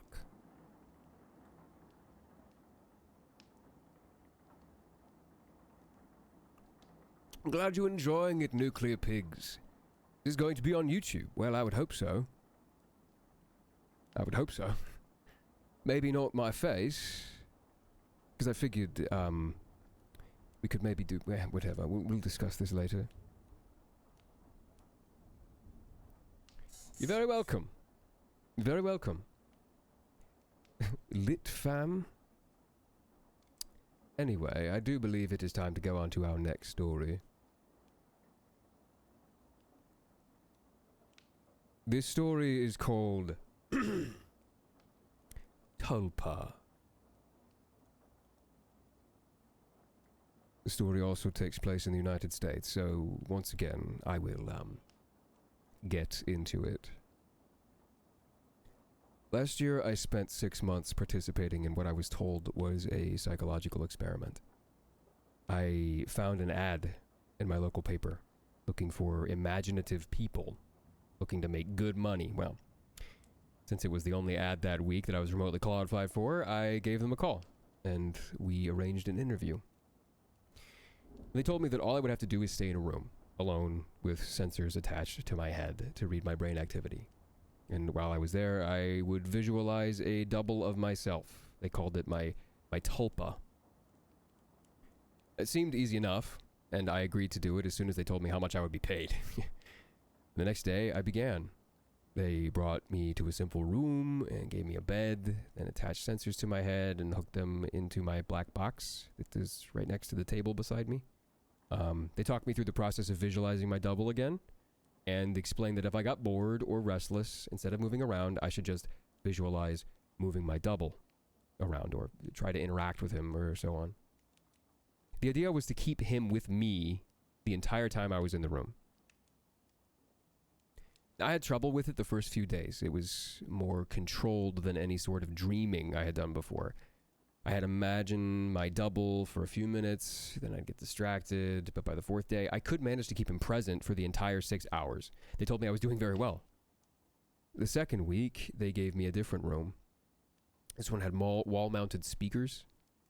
They told me they wanted to see if they could still keep the Tulpa with me in spite of distracting stimuli. The music was discordant, ugly, and unsettling, and it made the process a little more difficult, but I managed nonetheless. The next week, they played even more unsettling music punctuated with shrieks, feedback loops, and what sounded like an old-school modem dialing up. Oh, and guttural voices speaking in a foreign language. I just laughed it off. I was a pro by then. After about a month, I started to get bored. And to liven things up, I started interacting with my doppelganger. We'd have conversations, play rock, paper, scissors, or I'd imagine him juggling, or breakdancing, or whatever caught my fancy. I asked the researchers if my foolishness would adversely affect their study, but they encouraged me. So, we played, we communicated, and that was fun for a while. And then it got a little strange. I was telling him about my first date one day, and he corrected me. I'd said my date was wearing a yellow top, and he told me it was a green one. I thought about it for a second, and I realized he was right. It creeped me out, but after my shift that day, I talked to the researchers about it, and they said, "You're using thought form to access your subconscious," they explained. On some level that you were wrong, and you subconsciously corrected yourself. What had been creepy was suddenly cool and scientific. I was talking to my subconscious. Took some practice, but I found that I could question my Tulpa and access all sorts of memories. I could make it whole pages. I could make it quote things I've said, books I've read years before, or things I was taught and immediately forgot in high school. It was awesome. That was around the time I started calling up my double outside of the research center. Not often at first, but I was so used to imagining him by now that it almost seemed odd not to see him.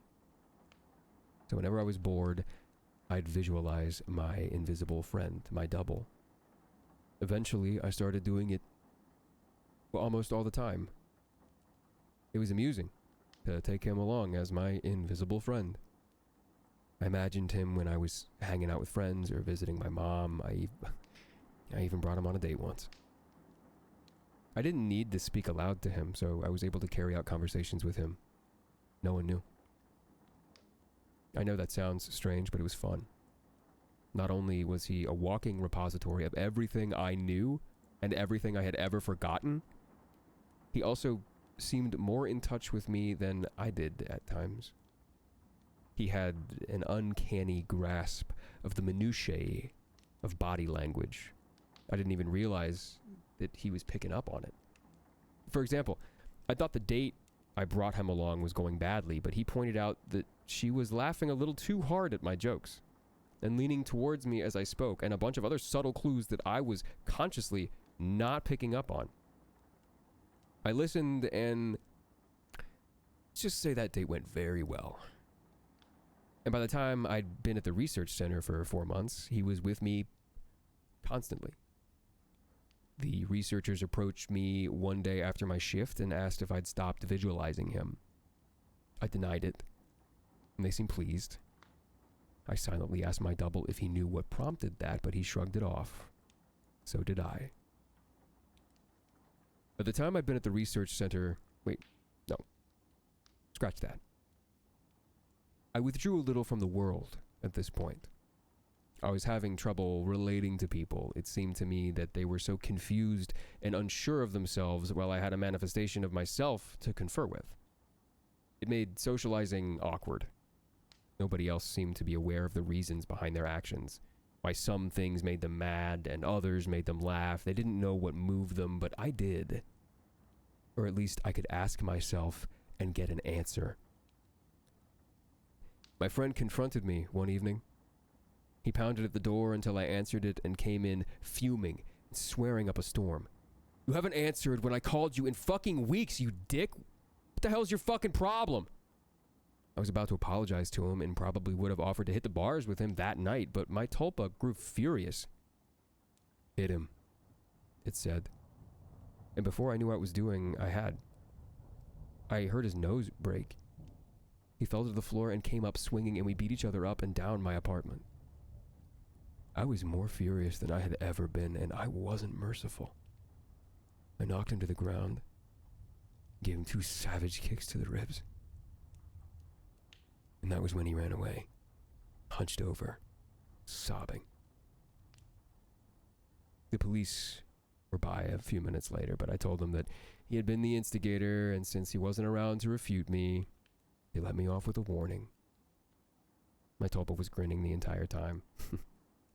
We spent the night crowing about my victory and sneering over how badly I'd beaten my friend. It wasn't until the next morning when I was checking out my black eye and cut lip in the mirror that I remembered what had set me off. My double was the one who'd grown furious, not me. I've been feeling guilty and a little ashamed, but he goaded me into a vicious fight with a concerned friend.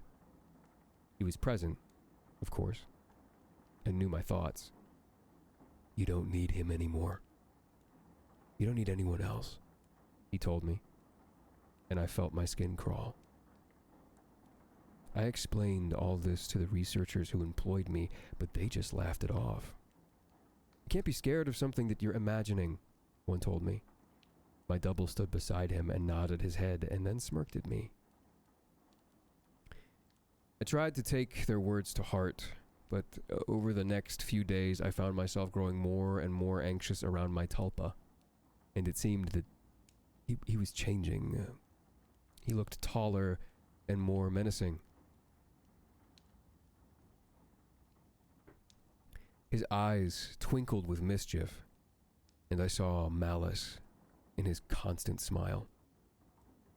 Now, no job was worth losing my mind over, I decided. If he was out of control, I'd put him down. I was so used to him at that point that visualizing was an automatic process, so I started trying my damnedest not to visualize him. It took a few days, but it started to work somewhat. I could get rid of him for hours at a time. But every time he came back, he seemed worse. His skin seemed ashen, his teeth were pointed. He hissed and gibbered and threatened and swore. The discordant music I'd been listening to for months seemed to accompany him everywhere, even when I was at home. I'd relax and slip up, no longer concentrating on not seeing him, and there he'd be, in that howling noise with him. I was visiting the research center and spending my 6 hours there. I needed the money, and I thought they weren't aware that I was now actively not visualizing my Tulpa. I was wrong. After my shift one day, about 5.5 months in, 2 impressive men grabbed me and restrained me, and someone in a lab coat jabbed a hypodermic needle into my body. I woke up from my stupor, back in the room, strapped into the bed, music blaring with my doppelganger standing over me cackling. He hardly looked human anymore. His features were twisted. His eyes were sunken in their sockets and filmed over, like a corpse. He was much taller than me, hunched over. His hands were twisted, his fingernails were like talons. He was, in short, fucking terrifying. I tried to will him away, but I just couldn't seem to concentrate. He giggled. He tapped the IV in the arm. I thrashed in my restraints as best as I could, but I could hardly move at all. They're pumping you full of the good shit, I think. How's the mind? All fuzzy? He leaned closer and closer as he spoke. I gagged. His breath smelled like spoiled meat. I tried to focus, but I couldn't banish him. The next few weeks were terrible. Every so often, someone in a doctor's coat would come in and inject me with something or force feed me a pill. They kept me dizzy and unfocused and sometimes left me hallucinating or delusional. My thought form was still present, constantly mocking. He interacted with or caused my delusions. I hallucinated that my mother was there, scolding me. And then he cut her throat and her blood showered me. It was so real I could taste it. Doctors never spoke to me. I begged, at times screamed, hurled invectives, demanded answers. They never spoke to me. They may have talked to my Tulpa, my personal monster. I'm not sure. I was so doped and confused that it may have just been more delusion, but I remember them talking with him. I grew convinced that he was the real one and that I was the thought form. He encouraged that line of thought at times, mocked me at others. Another thing that I pray was a delusion was that he could touch me. More than that, he could hurt me. He'd poke and prod at me as if he felt I wasn't paying enough attention to him.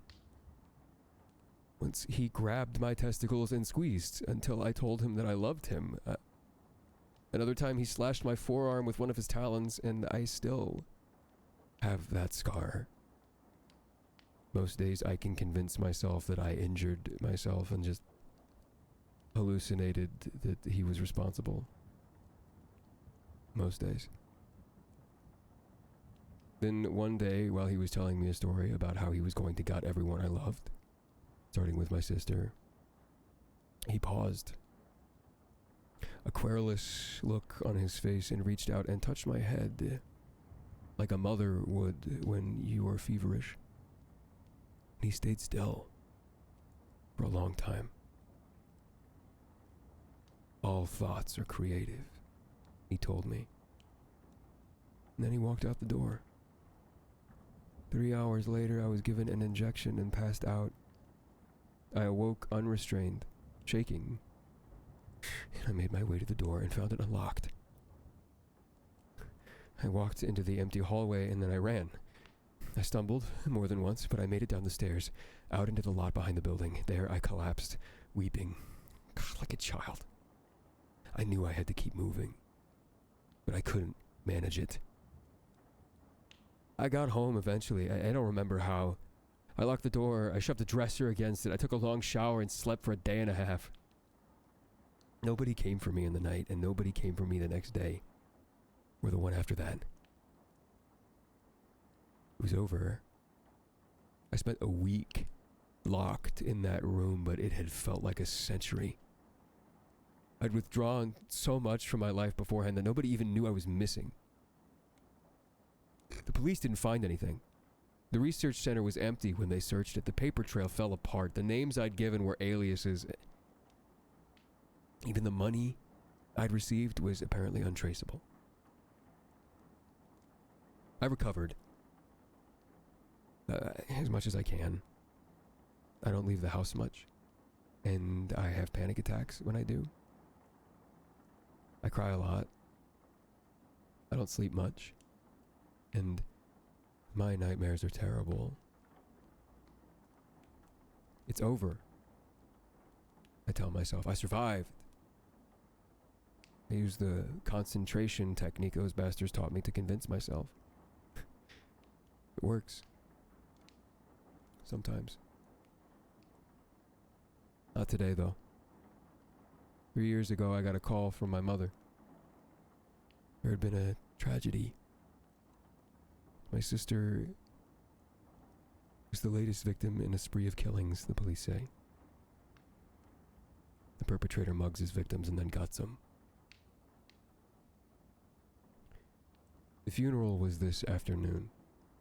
It was a lovely service. As lovely a service as a funeral can be. I was a little distracted, though. All I could hear was music. Coming from somewhere distant. Discordant, unsettling stuff. Sounded like feedback. Shrieking. A dial-up modem. It's getting louder.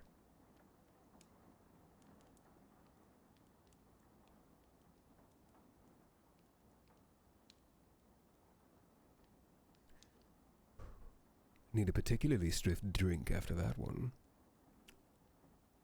Can you imagine?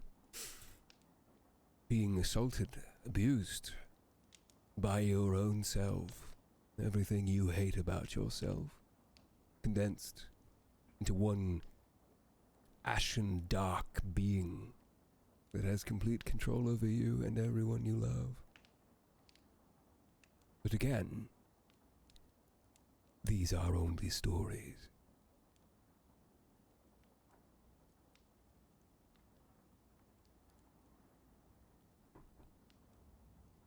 So how are you faring? Having a good time? My guests? Could I interest you in a drink? No? Oh. By the night's end, you'll have one. Deeply disturbed, but enjoying it. Ooh. I do love that description. Grape juice. Jeeves? Do we have grape juice? Sorry. The only grape juice we have has been fermented by a 75 vintage.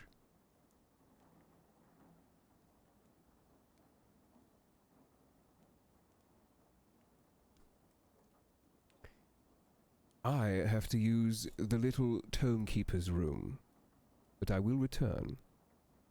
Don't go anywhere. It's not like you can.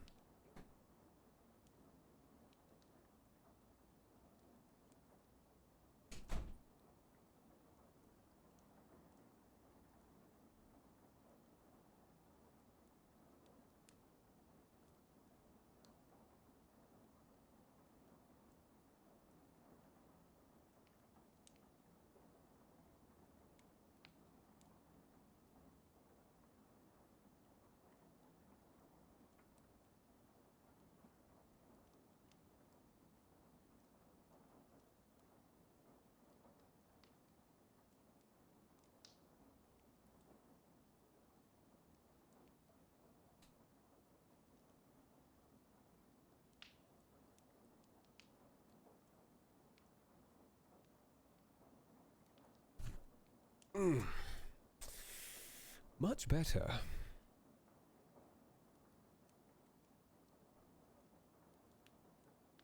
Do I have any absinthe? You can't handle my absinthe, traveler.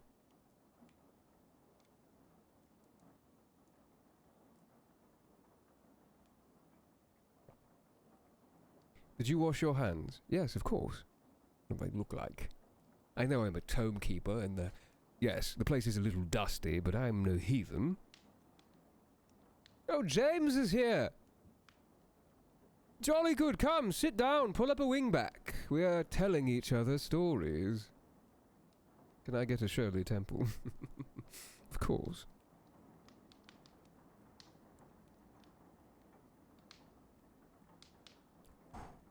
Do I have any hot cocoa?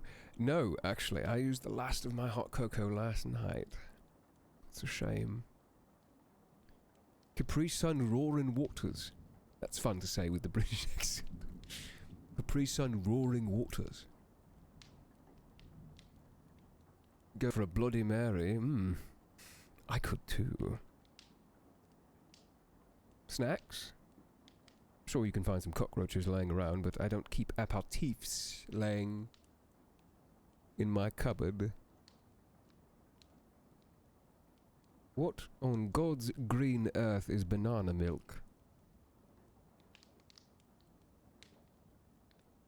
I did enjoy the cocoa. I recently purchased a Japanese hot water boiler, and it is like I have unlimited tea. You know, you don't have to wait for the water to boil anymore. It keeps it boiling the whole time, all day. It's fascinating technology.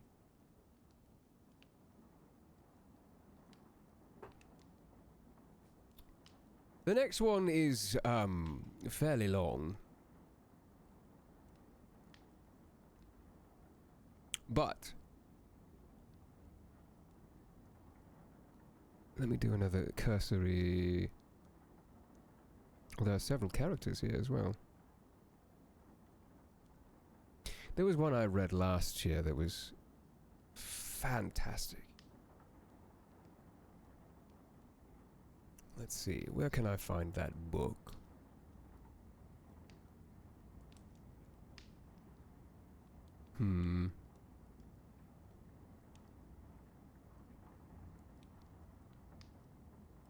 Tetley Tea? Let me see.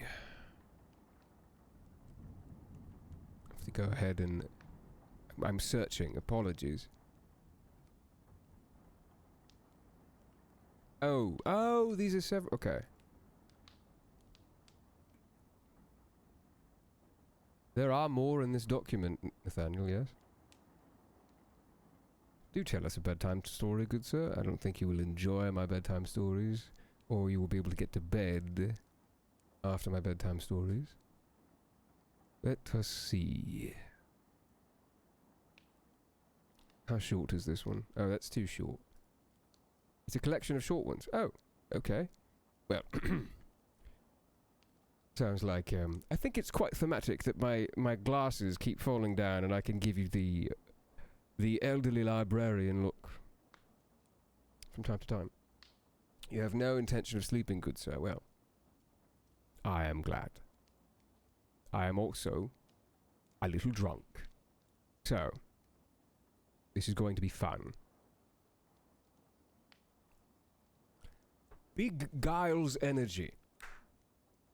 That is who the Tome Keeper looks like. That is the face claim for the Tome Keeper. If you don't know who Giles is, rather. Giles from Buffy the Vampire Slayer. It's beautiful. That's who he's supposed to look like. It's not me. Dead Time Stories. Ooh, can we call it that, Nathaniel, on YouTube? Can we call it Dead Time Stories? That's beautiful, thank you. Alright. Cool.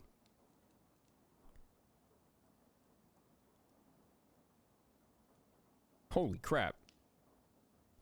This... Oh, that was... I broke character. Drunk British narrator. Alright, this one particularly is set in America. Sorry, the United States. So, once more, forgive me for getting into it. Okay? Here we go. This one should not take very long.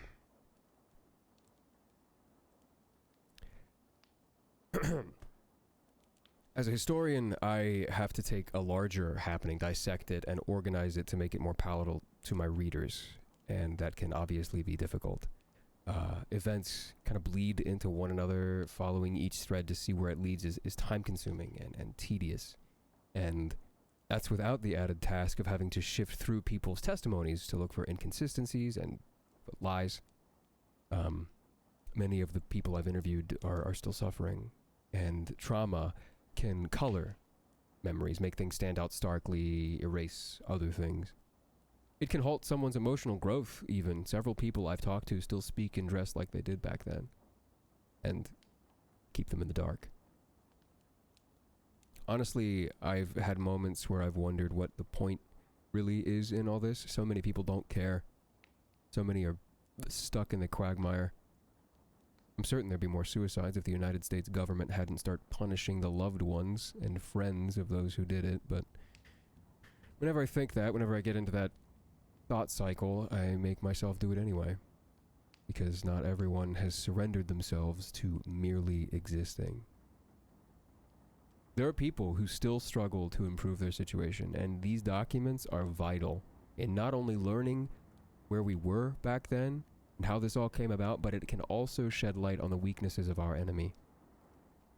So with that said, I have tried to organize the events that led to the fall of America as best as I can. Number 1, the first attacks. Number 2, the local police's response and the evacuation of Halliston. Number 3, the military's involvement, and number 4, the Gestalt counterattack. Now from there we can move on to what happened to the rest of America leading to its fall. Howard Klosk and Alice Evans' phone calls gave us a fairly good idea of the first few attacks that started between 1 p.m. and 2 in the afternoon, which adds up to where the first video was uploaded. The video, which was posted on Facebook, was taken by Theo Brandt, a single father who was at the local park with his son, Matt. They were celebrating the boy's 8th birthday, and Brandt was live streaming the event for his family who were away at the time. Because the man and his son were both taken, and with zero interest from any surviving members of his family, I will recap the events of the video as best as I can.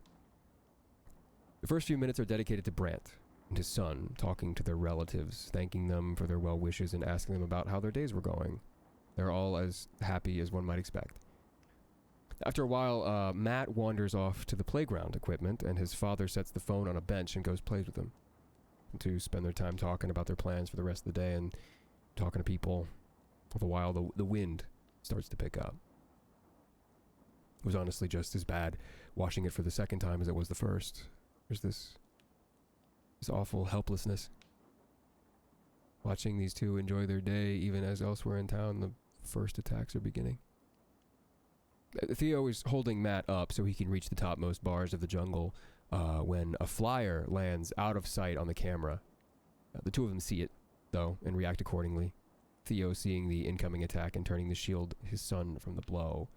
The flyer charges into view, rams into him, and begins to tear into his back with several mouths, which extend like a tube from half of its front body. The father and son scream in unison. All too quickly, Theo lets go, and Matt, sobbing and hysterical, turns and runs. Several more flyers land, and in his panic, the boy tries to climb up one of the slides. I wish I could say that the stream ended, but it didn't. And that's all I'll say. The footage was taken off Facebook for obvious reasons, then it reappeared across various sharing sites before a major news group got a hold of it and decided to run with it once their sources got wind that the state police had been called in for assistance. At the time, they ran. They ran the story under the assumption that it was a hoax. Maybe a promotion for a new movie that was in very bad taste. Obviously, it wasn't, but for a time they ran with it even when the second and third videos surfaced. Then all the other reports started coming in, leaked statements, videos, and pictures taken by refugees and military personnel alike, and the tension grew. Then came the next two videos, one taken by an unknown civilian which showed several basic constructs emerging from the woods onto their property. The most prominent among them being a half-flayed deer with the twisted body of a woman hanging backwards from its upper torso like a tongue. This image would prove the most lasting, alongside the pictures of the treaders first attacked. The gestalt advancing through the Panama Canal and the burning of New York.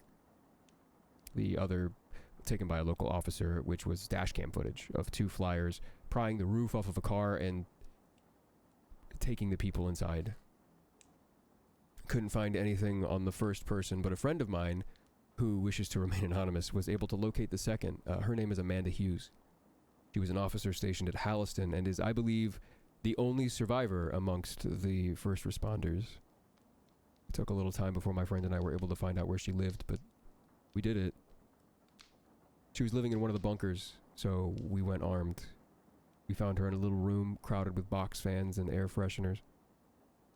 It was a mild day by Antarctic standards, but she hadn't left in quite a while and she didn't seem to clean up after herself, so you can imagine what it was like.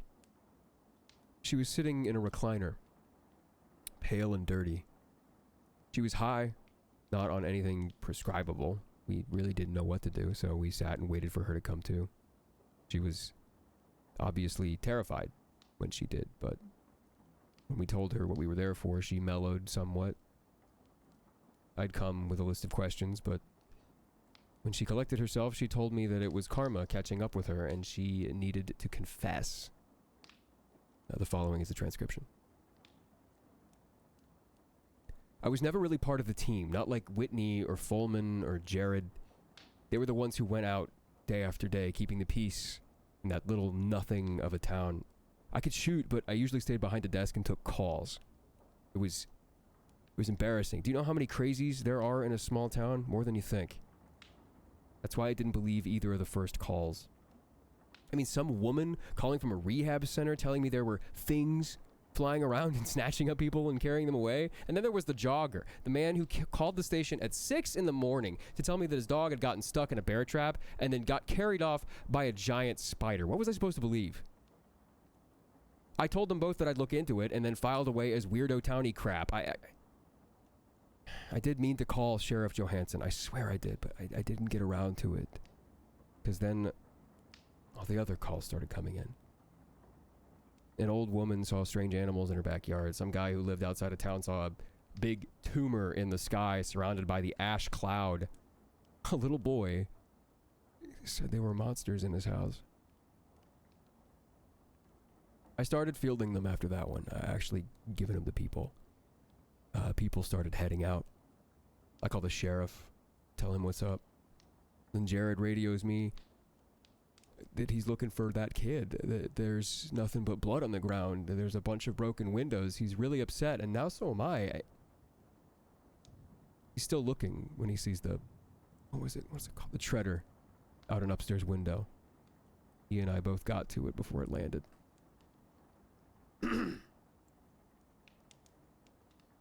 He starts telling me that he's seeing, and I'm not trying to believe him. But I'd known him forever, and I couldn't convince myself that he was lying.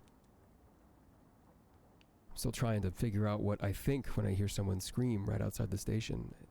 It sounds like it's a long way off for a second, then it gets louder, and then stops. Whitney was with me. She was ready to go out with Folman as backup when she heard it. We all go to the front door, and there's someone lying on the pavement, all crumpled and bloody. God, I can hear him crying and trying to scream from inside. Of course, Whitney tells Folman to get a stretcher, and then goes out there to see if she can help. I see her get to him, see her kneel down and check him over, and then I see a shadow above, like a personal rain cloud. It gets darker. And then one of those things drops like a missile and bam, grabs her with its ribs and flies up.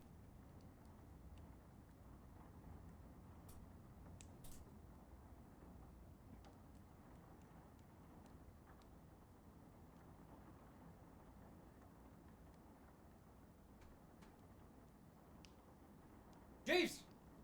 Jeeves, the camera's dead! Damn it! What did I tell you about charging the battery? Oh, you daft old man. Do everything around here myself, don't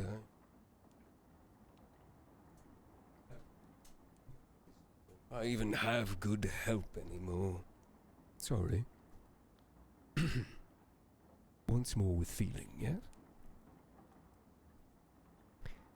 I swear to you, it felt like I'd stroked out. I just stood there like a statue. I couldn't move. Couldn't blink. Couldn't even breathe enough to scream. Bowman comes back with a stretcher, sees that Whitney's gone, and goes out with his gun drawn. Same thing happens. Only he gets off like a couple of shots. But it's never just one of those things. It took him too. It felt like the world fell away from under me. I remember going into the sheriff's office, locking the door, and just staring into nothingness until it all hit me at once. I screamed, cried, I threw up all over myself. I crawled under his desk and curled up into a ball. Some cop. I stayed that way for a while. I could hear the phones and comms going off in the other room until one by one they all just stopped. Jared, he's the one who got me out of it. I heard the door slam and he started calling for me. I went out and he looked like I felt. Like the world was ending and we were trapped in our burrows while the water came flooding down. He was shaking. He never shook, and I smelled vomit on his breath. He told me that we had to leave town, leave the state, because there was something big out there. Bigger and worse than the things out there. I nodded and went along. He told me to get one of the big guns from the cabinet, said that it wouldn't kill any of them, but the firepower might knock them back, tear them apart, give us time to run. We head out. The sky at this point's gone gray, but it's not raining. There are people screaming further in, but everything was quiet where we were. There was nothing left of Whitney or Folman, just puddles of blood on the pavement. We take my car. Jared drives because I can't think properly, and he's still got some adrenaline in his system. I could hear them behind us and on either side. I didn't look out. I just shut my eyes until I heard the car come up to us. It's kind of posh looking, probably German. There was a family in there, mom, dad, little kid. Dad was driving, he was crying. Mom was sitting in the passenger seat with a towel or something on her throat. She was bleeding. Gray, pale skin. And the girl was just staring, looking at nothing. There was blood on her shirt and something in her hands. I couldn't look away. I saw the shadows move up over the top of the car. I screamed. But of course they didn't hear me. And those things crashed down on top of it and started peeling the top off. The dad had a gun. He shot at him. I think he managed to hit some of them, but it didn't matter. They started lifting the car off the ground, but I guess the top was too beaten up, so it just ripped off. You know, there was a moment, just a second, where I thought for sure they were going to get away. Where they'd leave those things behind, and we'd all get out, even if nobody else did, like a movie. But they didn't. I saw the father realize what was happening. I saw him train his gun on his daughter. And one of those things caught him by the wrist and took his whole hand off before he could fire another round, and then they took him. Jared took a shotgun from the back, stopped the car, got out, started firing, told me it was useless, and not 5 minutes later, he did it anyway. He managed to take off the wing of the one holding the little girl, and it dropped her. Then he turned to me and shouted, "Help me get her in the car." He didn't. He turned away right after and went to help her. He went to help her when those things were still there. I didn't have time. And she'd fallen from 10 feet. I heard her leg snap. She didn't say anything. She didn't cry out. She wouldn't have helped him get her up anyway. They pick her back up, and him too. I remember, God, he was screaming. He was screaming. He'd been to Iraq. He was the second oldest next to the sheriff. He'd seen things. And he screamed like he was a kid, and none of that had happened. The girl didn't scream. She didn't fight. It took 2 flyers for Jared. 1 for her. I couldn't have helped. I couldn't have helped. Don't you see that? There was no way I could have done anything to those things. Everyone knows how hard to kill they are. We didn't even know you could kill them. What was I supposed to do? Die for both of them? Get turned into more of it? I couldn't. I took the dash cam with me, though, and put the footage online for what good it did. Things still went to shit, but I owed him. I knew I had to do something, make up for it somehow, like it fucking matters. I'm a coward. I knew that then, but I just didn't want to admit it. Maybe that's why I never fit in with the others. They all say that I just didn't want to admit it.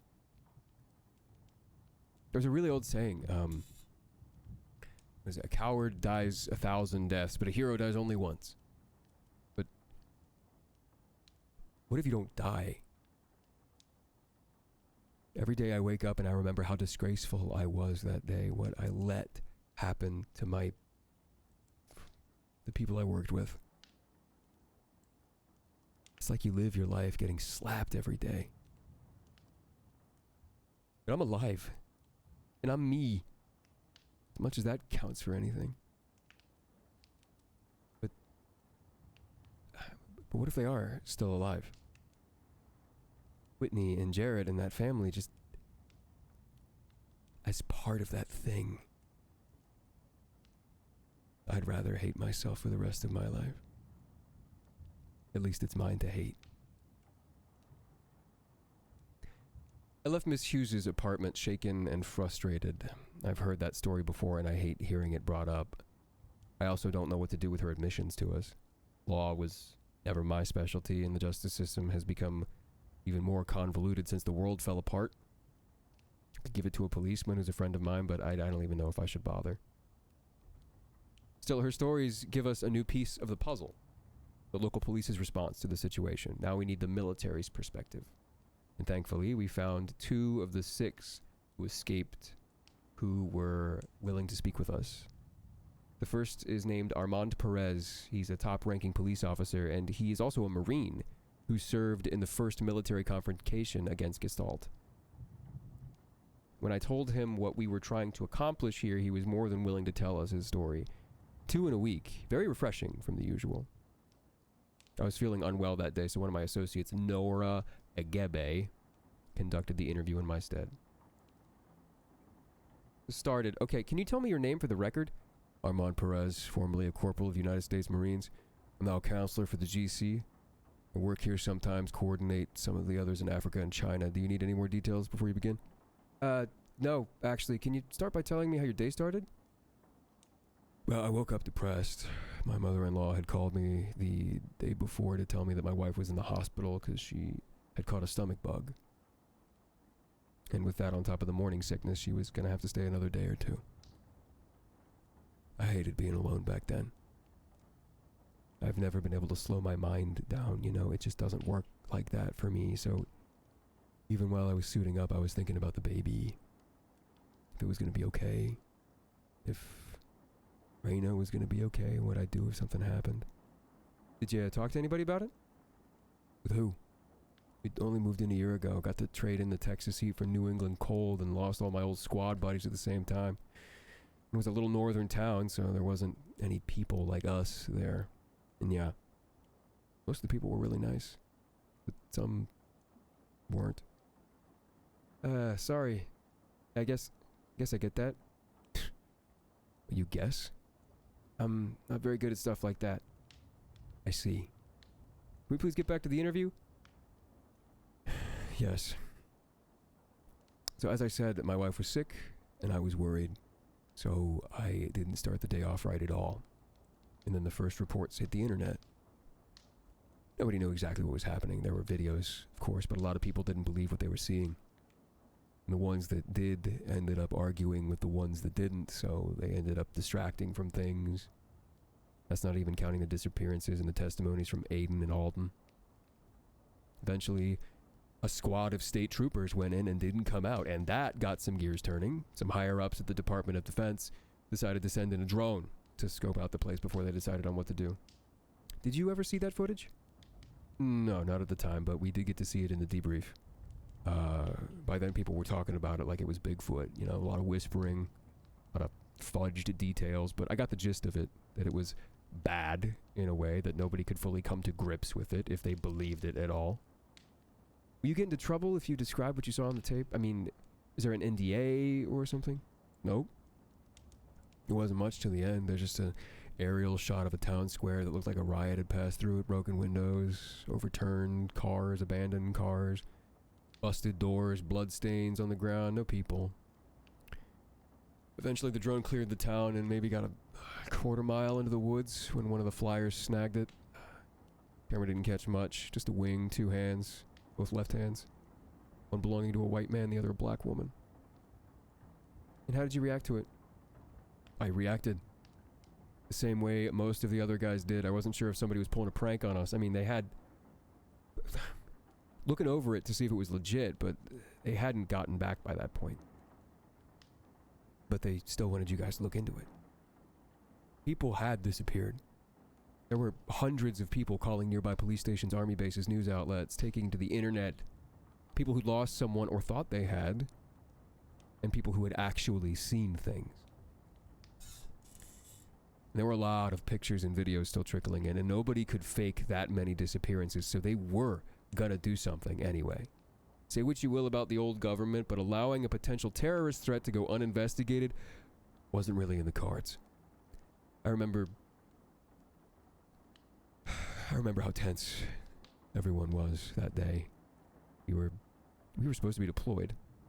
Yes, it always happens, but this felt different. Instead of sitting in a tent or riding out to some desert far away, we were at Fort Devens. We were home. We couldn't look forward to coming back. We couldn't carry that hope for familiar soil with us, and we were surrounded by men and women, civilians and feds, watching their phones or TVs and getting more and more jittery and worried. You'd pass clusters of people whispering, praying. You'd hear people venting or crying from behind closed doors, or finding people throwing up in bathrooms. Every hour on the hour, it was like another layer of disbelief was being peeled back. People started off saying that it wasn't real, yeah. But by the third day of red tape and whispering and new footage and interviews with people who had looked too broken to be faking it, a lot of those people were starting to just sound desperate. I had to keep to myself.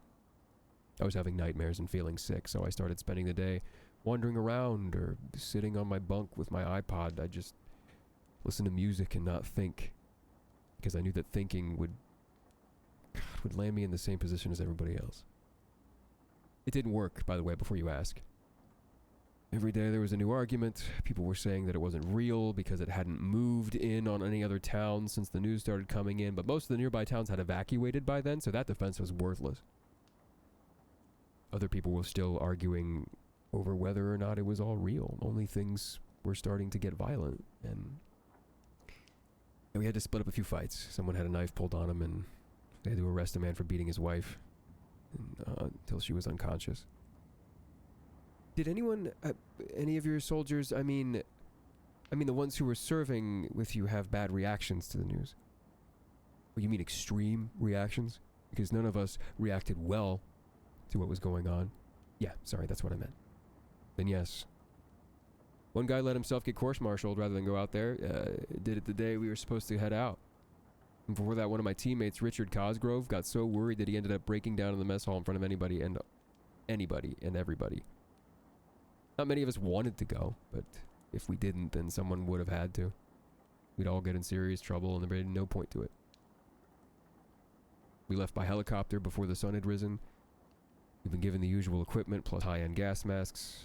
Some people thought there could have been a gas leak or some experimental hallucinogen that a bioterror group might have been using, and some suits had to go with them.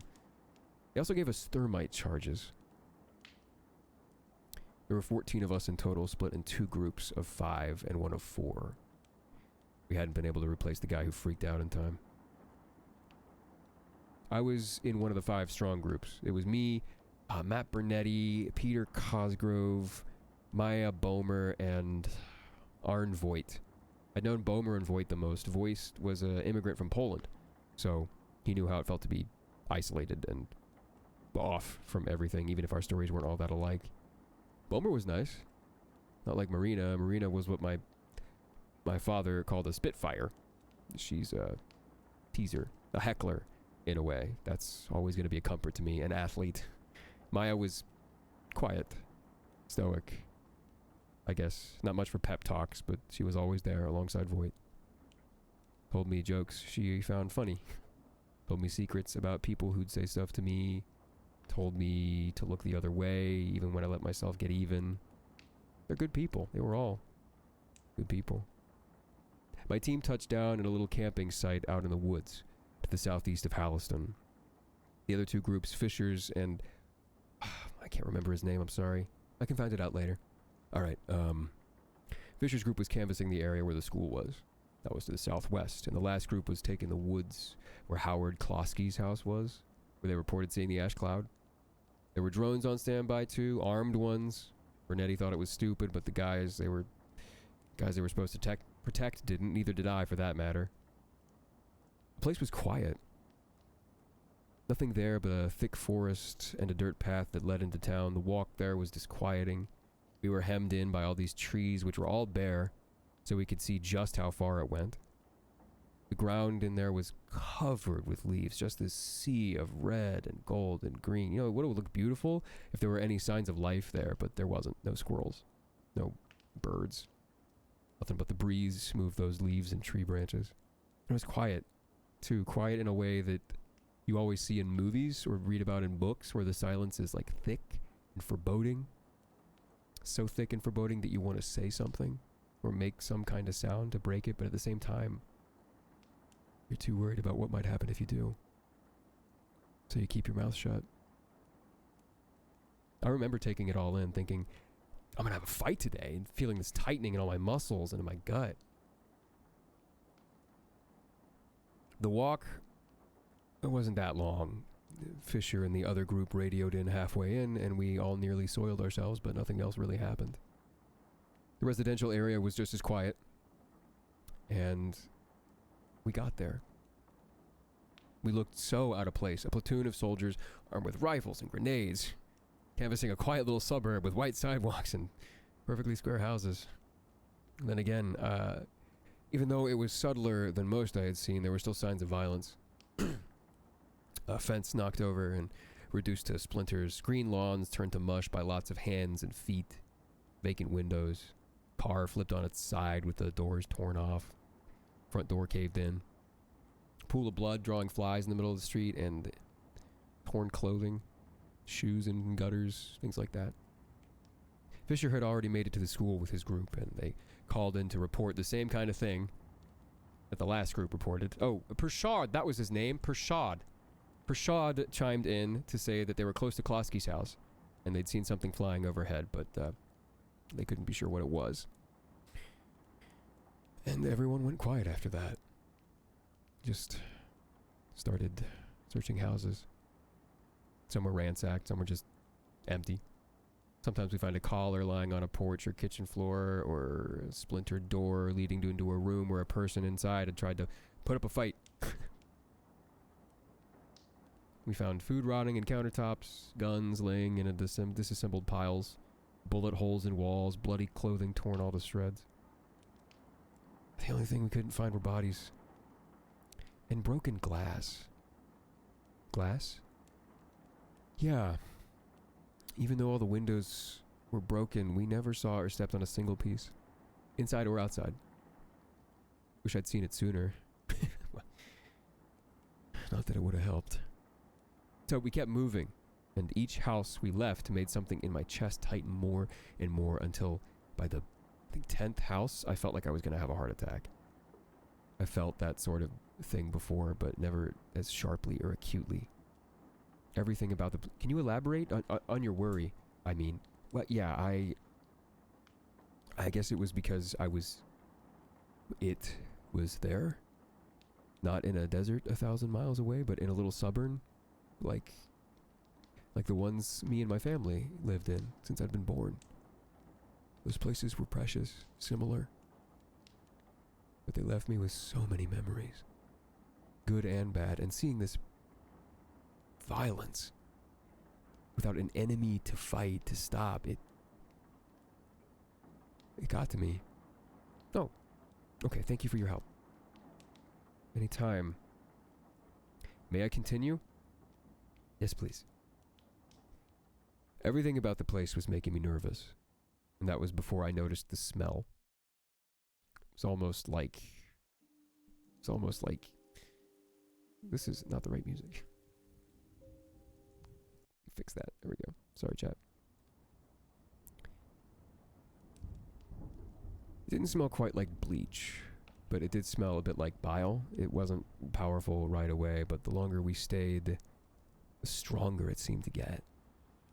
Sometimes I wake up and I swear I can taste it in the back of my throat. There were 5 houses in when I heard the voices. They were muffled, but they sounded close by. We looked around, checked in a few windows before we were able to figure out which house it was coming from. And before you asked, the house didn't look like anything special, just another 2-story white house with a concrete stoop, empty windows. The only difference was that the lawn was more overgrown than the others. We went around the side, using a kind of alleyway between that house and its neighbor, keeping low, listening as best as we could. Bomer found a window at ground level and scoped it out, and then she went in. It was like walking from a blizzard right into the heart of the Amazon. The air was thick, it was human. The chemical smell was so much stronger. It was like the fresh air couldn't beat it back. We were in a living room with shag carpeting. The stuff squished under our boots. The voices were clear now. And after a minute of listening in, I felt I'd taken a downturn on a carnival ride. They were speaking English. English, mostly. But they weren't saying anything that made sense, just random words, like predictive text, or what a stroke victim would say. Their tones were all off, not loud, not angry or happy. Their inflections were all off. There was no flow to their conversation. I think that was the moment when I knew I was going to regret distracting myself and denying what was happening. I think Bomer felt the same way. She was pale. When she brought out the fiber optic wand, looked under the door, she just let the thing drop and walked back. Mouth open. Eyes so wide you could see red around him. I couldn't help it. I bent down. I took it up. I looked in. I was sitting at the... It was sitting at the kitchen table. Or I guess parts of it were. There was a woman. There was a woman, 2 men, and a child. All of them were naked. Their skin was flushed and wet. Like they all had the mother of all fevers, sweating. And they were just pushing garbage, rotting food, animal parts around on plates. And they had these tubes coming from the tops of their heads, like they were the ends of an anglerfish's lure. The tops of their faces were all stretched up like melted plastic. You couldn't see their eyes. One of the men and the kids were so severe, you couldn't see their eyes. But you could see most of their gums and what was above it. They were just sitting there, acting like nothing was wrong, gibbering to each other like mental patients. Whilst the thing connected to the tubes sat in front of the floor that it had broken through and breathed. Omer had been lucky she hadn't screamed. I wish... I wish I didn't. I was in the process of turning when I heard the gunfire. I rushed to the window. Bomer was throwing up, and I was feeling the world spin beneath me, and I got there in time to see Benetti getting dragged into a basement by a long red tentacle that was alive, with moving fingers. He fired into it, and something in the basement groaned. Then the foundation started to crack, and the dirt was bulging up. The door behind me burst open. I heard 4 voices moaning alongside the thing in the other house. Then Bomer had grabbed me, thrown me out the window, and followed me. Benetti was screaming. Those fingers were digging little bits out of him. He was going pale. I saw that his gun had jammed at some point, so I lifted my gun, emptied a clip into the tentacle, and severed it. I made that thing down there scream. And Cosgrove pulled him free, and we were all running back the way we came. As we ran, we could hear things running along the roofs, or opening doors. Something on the rooftop threw a big shard of glass through Bomer's cheek. I turned and saw something red and wet, shaped like a pillar, glide across the roof before it started slinging more glass at us. I saw doors opening, faces popping up in windows. I heard things start to scream in their houses. Something really big started moving between the row of houses. Something else, probably that thin in the basement, started tearing its way out of the ground. I could hear earth churning. I tried not to look back more than I had to. It was bad enough in those few seconds. They had to put me on a watch from those few glimpses. We were halfway to the trail when one of them blindsided us. A dog with a woman's head. We heard it coming, but it was under our defense and latched onto Benetti's leg, trying to pull him out of Cosgrove's arm. Voight blew it apart with a shotgun blast, but there were others like it, of course. There'd be a whole pack coming up on us fast, so we had to deal with them.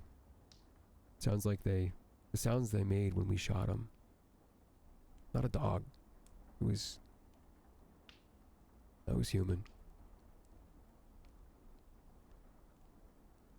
Mr. Perez? I thought I could brute force my way through this. Just get it over and done like being sick, but I can't. I need a break. I need a break. But wait, recording is paused. Recording has resumed after a 20-minute break. Mr. Perez, can you keep going? Barely. Okay, you said that you and the rest of the troop took out those dog gestalt, right? Is that what they're called? I don't know. The forums have names for all the documented repeating variations of gestalt, but I can't remember them. Forums? That thing has fans? But more like interested people than fans. Would you call a criminologist a fan of crime, or a psychologist a fan of mental illness? I mean, there are some people who are too young to understand it, people who saw things back then and got very, very wrong-headed ideas about it, but there are psychos everywhere. I mean, just because the world's been reshaped doesn't mean that all human evil is gone forever. Racists, classists, cultists, they're all still around. They probably will be. You sound like you've had some experience. With who? Any of them? Yeah. I'm honestly not sure all the time. I have trouble reading and understanding other people sometimes, but I've met a few people who I thought I was uppity, and I've talked to a few people that think the Gestalt is God and want everyone else to become one with God by joining it. I'm sorry. Don't be. There's nothing you can really do for people like that. Alright, so you killed these dogs, and then what happened? We disabled them. I'm not sure if anything short of fire or poison can kill them. Alright, so you disabled them. What then? We kept running up the hill to the trail. We radioed the copter and tried to get a hold of the other teams, but Fisher was fighting too, and Prashad's line was just dead.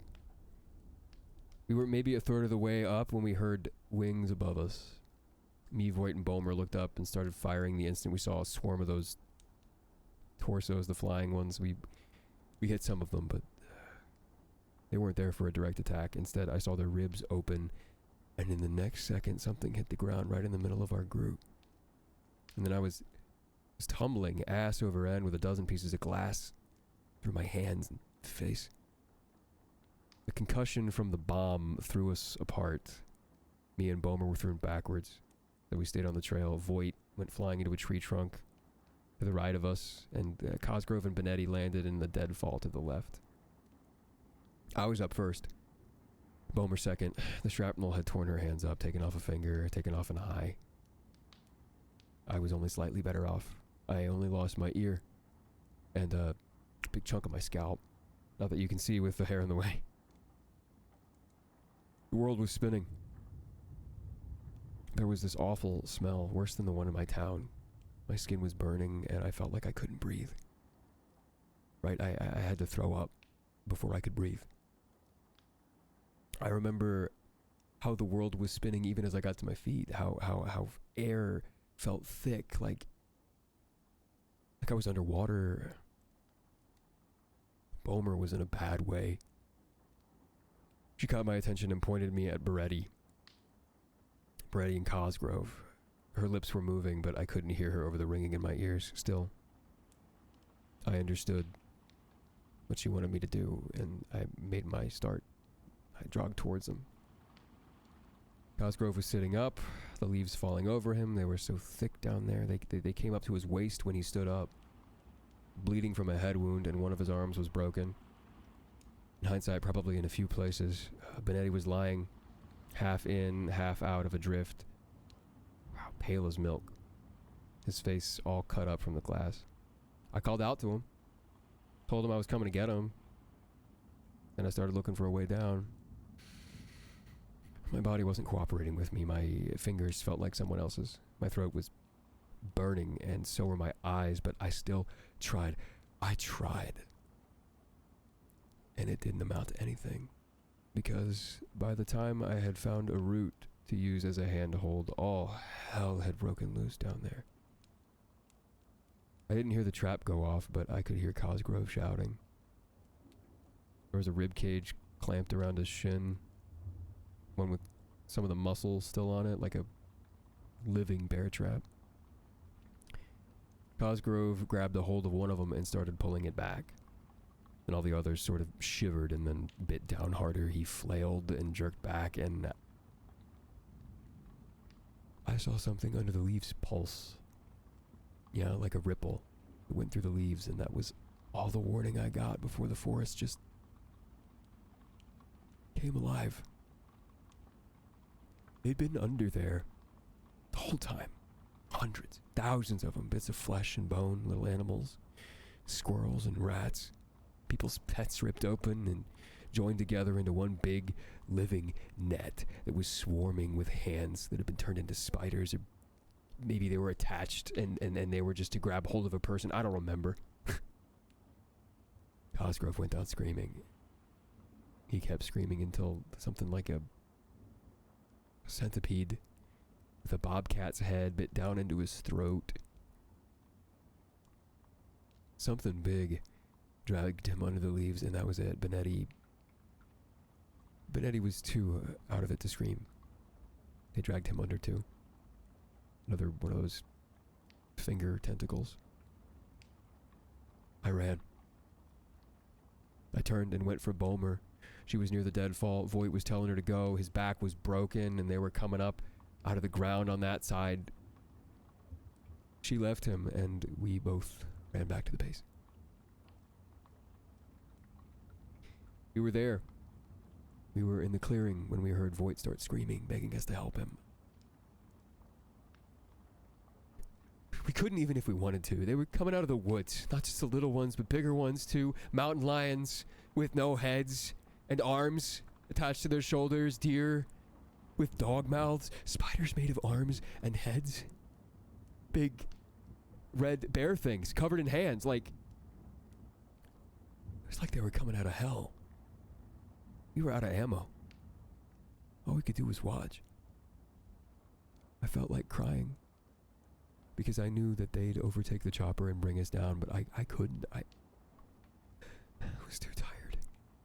I was too hurt. I was too hurt to do anything more than just stand, lean on my rifle, and watch the sun set.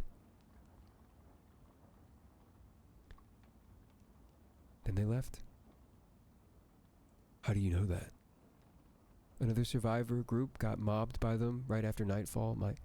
My boss got the info online. I'm actually supposed to interview 2 of them tomorrow, and that's all I can say. I understand. And yes, they all flew off, back into town. We didn't know what to do. It was so unexpected, but we weren't going to take it for granted. So we just barely managed to signal the copter, and we went home as long as it lasted.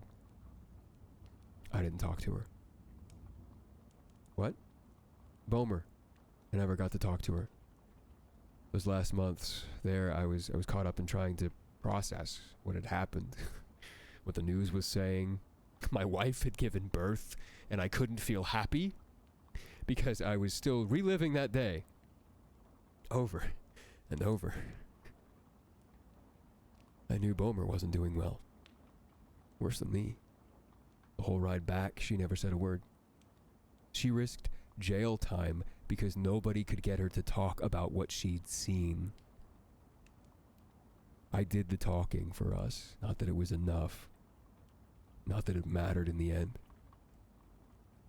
We both lost everything. But she just stared off the whole time. Didn't talk until the day I was going up to Washington to give a statement at the federal courts. She hugged me, stared at me, and said, "We did the best we could."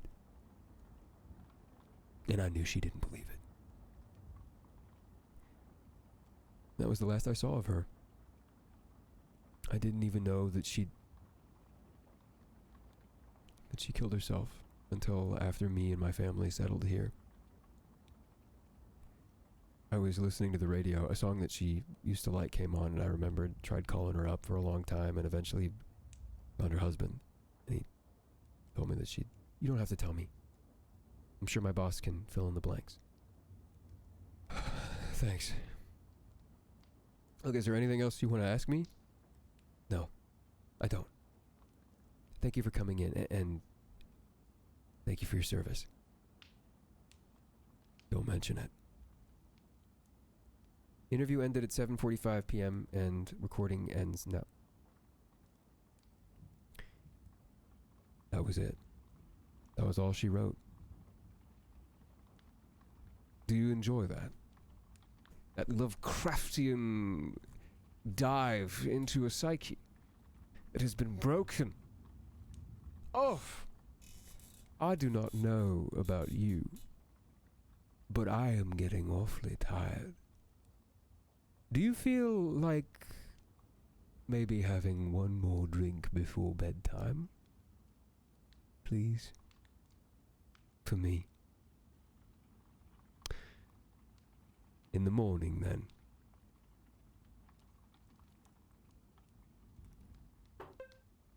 In the morning.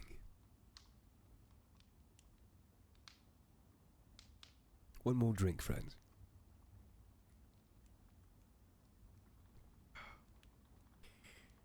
Now, my home will be opened every couple of weeks during this month. Preferably on Sundays. So, thank you for joining me in my chamber.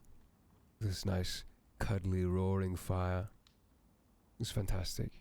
I do hope you all have nightmares tonight. With all of my heart.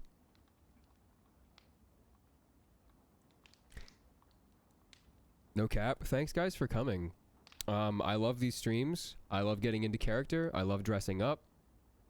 I love being the Tome Keeper. I was the Tome Keeper last year. No, I was the Tome Keeper a couple of years ago. This is the first time we've done creepypastas in a while, and these are so much fun. Thank you so much for coming.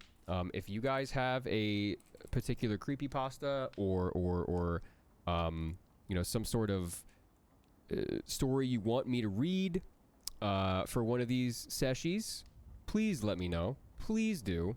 I would love to read some of your favorite stories. But yeah, I'm glad you all got to catch the stream too. If you have favorites, please DM Nathaniel. He is the lore master. I am the Tome Keeper. Can we write one?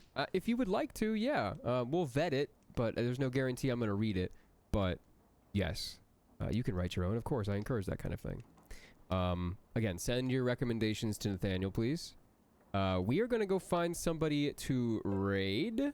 Thank you for the hug. And thank you guys so much for the subs. I know I didn't call them out. I apologize, but I was really into the character, and I didn't want to ruin the mood, so to speak. Next Sunday, I have D&D, so the Tome Keeper is going to be cleaning his chamber. But the week after that, we should have another one. So that would be great. It's gonna be fantastic. If not that, then the Saturday night, or we'll try and have one every other week. I try and make a nice little spooky atmosphere. I had a red light last time on me, but this is a little gift from me to you. Give you guys a whole session of just like audiobook stuff. Everybody wants me to do audiobooks. Nobody puts me in an audiobook, but PO unboxing when? I don't know. We'll see. We'll see when that's gonna happen, guys. If you want, please make fan art of this stream. I really love doing this stuff. As much as there's no chat interaction, the mods are there to interact with you. I want to hear what you guys think. I want to see like the fan art. If you guys have any other stories you'd like, we're gonna put it on the YouTube, hopefully edit it a little bit. But yeah, let's see. Sean is playing Shadowverse. Yo, do you want to go hang out with Brian, my buddy Brian? He's doing quizzes right now. Fan art from stream already? Holy shit. Let me see this. Oh my god, it's so cute. I'm gonna retweet that right now. I love the Tome Keeper. He is my favorite character. You love Brian? Alright, we'll go raid Brian then. I love... Brian's energy is out of this world. He is so much fun. Here we go. Alright. He's doing quizzes, and he is very interactive with chat. If you guys want someone to go hang out with, if you need a new friend, if you need a new streamer to watch, please watch Brian. He is very dedicated to what he does. And he is just a ball of sunshine. A big gay ball of sunshine. We love him here.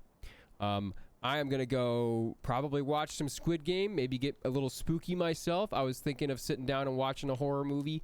Something really old and really gross. But I will see you guys probably not tomorrow, honestly. Probably Tuesday. I will see you guys Tuesday. Okay? But until then, remember to be excellent to everyone you meet, because everyone is fighting a hard battle, and sometimes you can't see it. One more time from the Crypt Keeper. I hope you all have a pleasant evening, and do come by one more time for another nice drink. Toodles.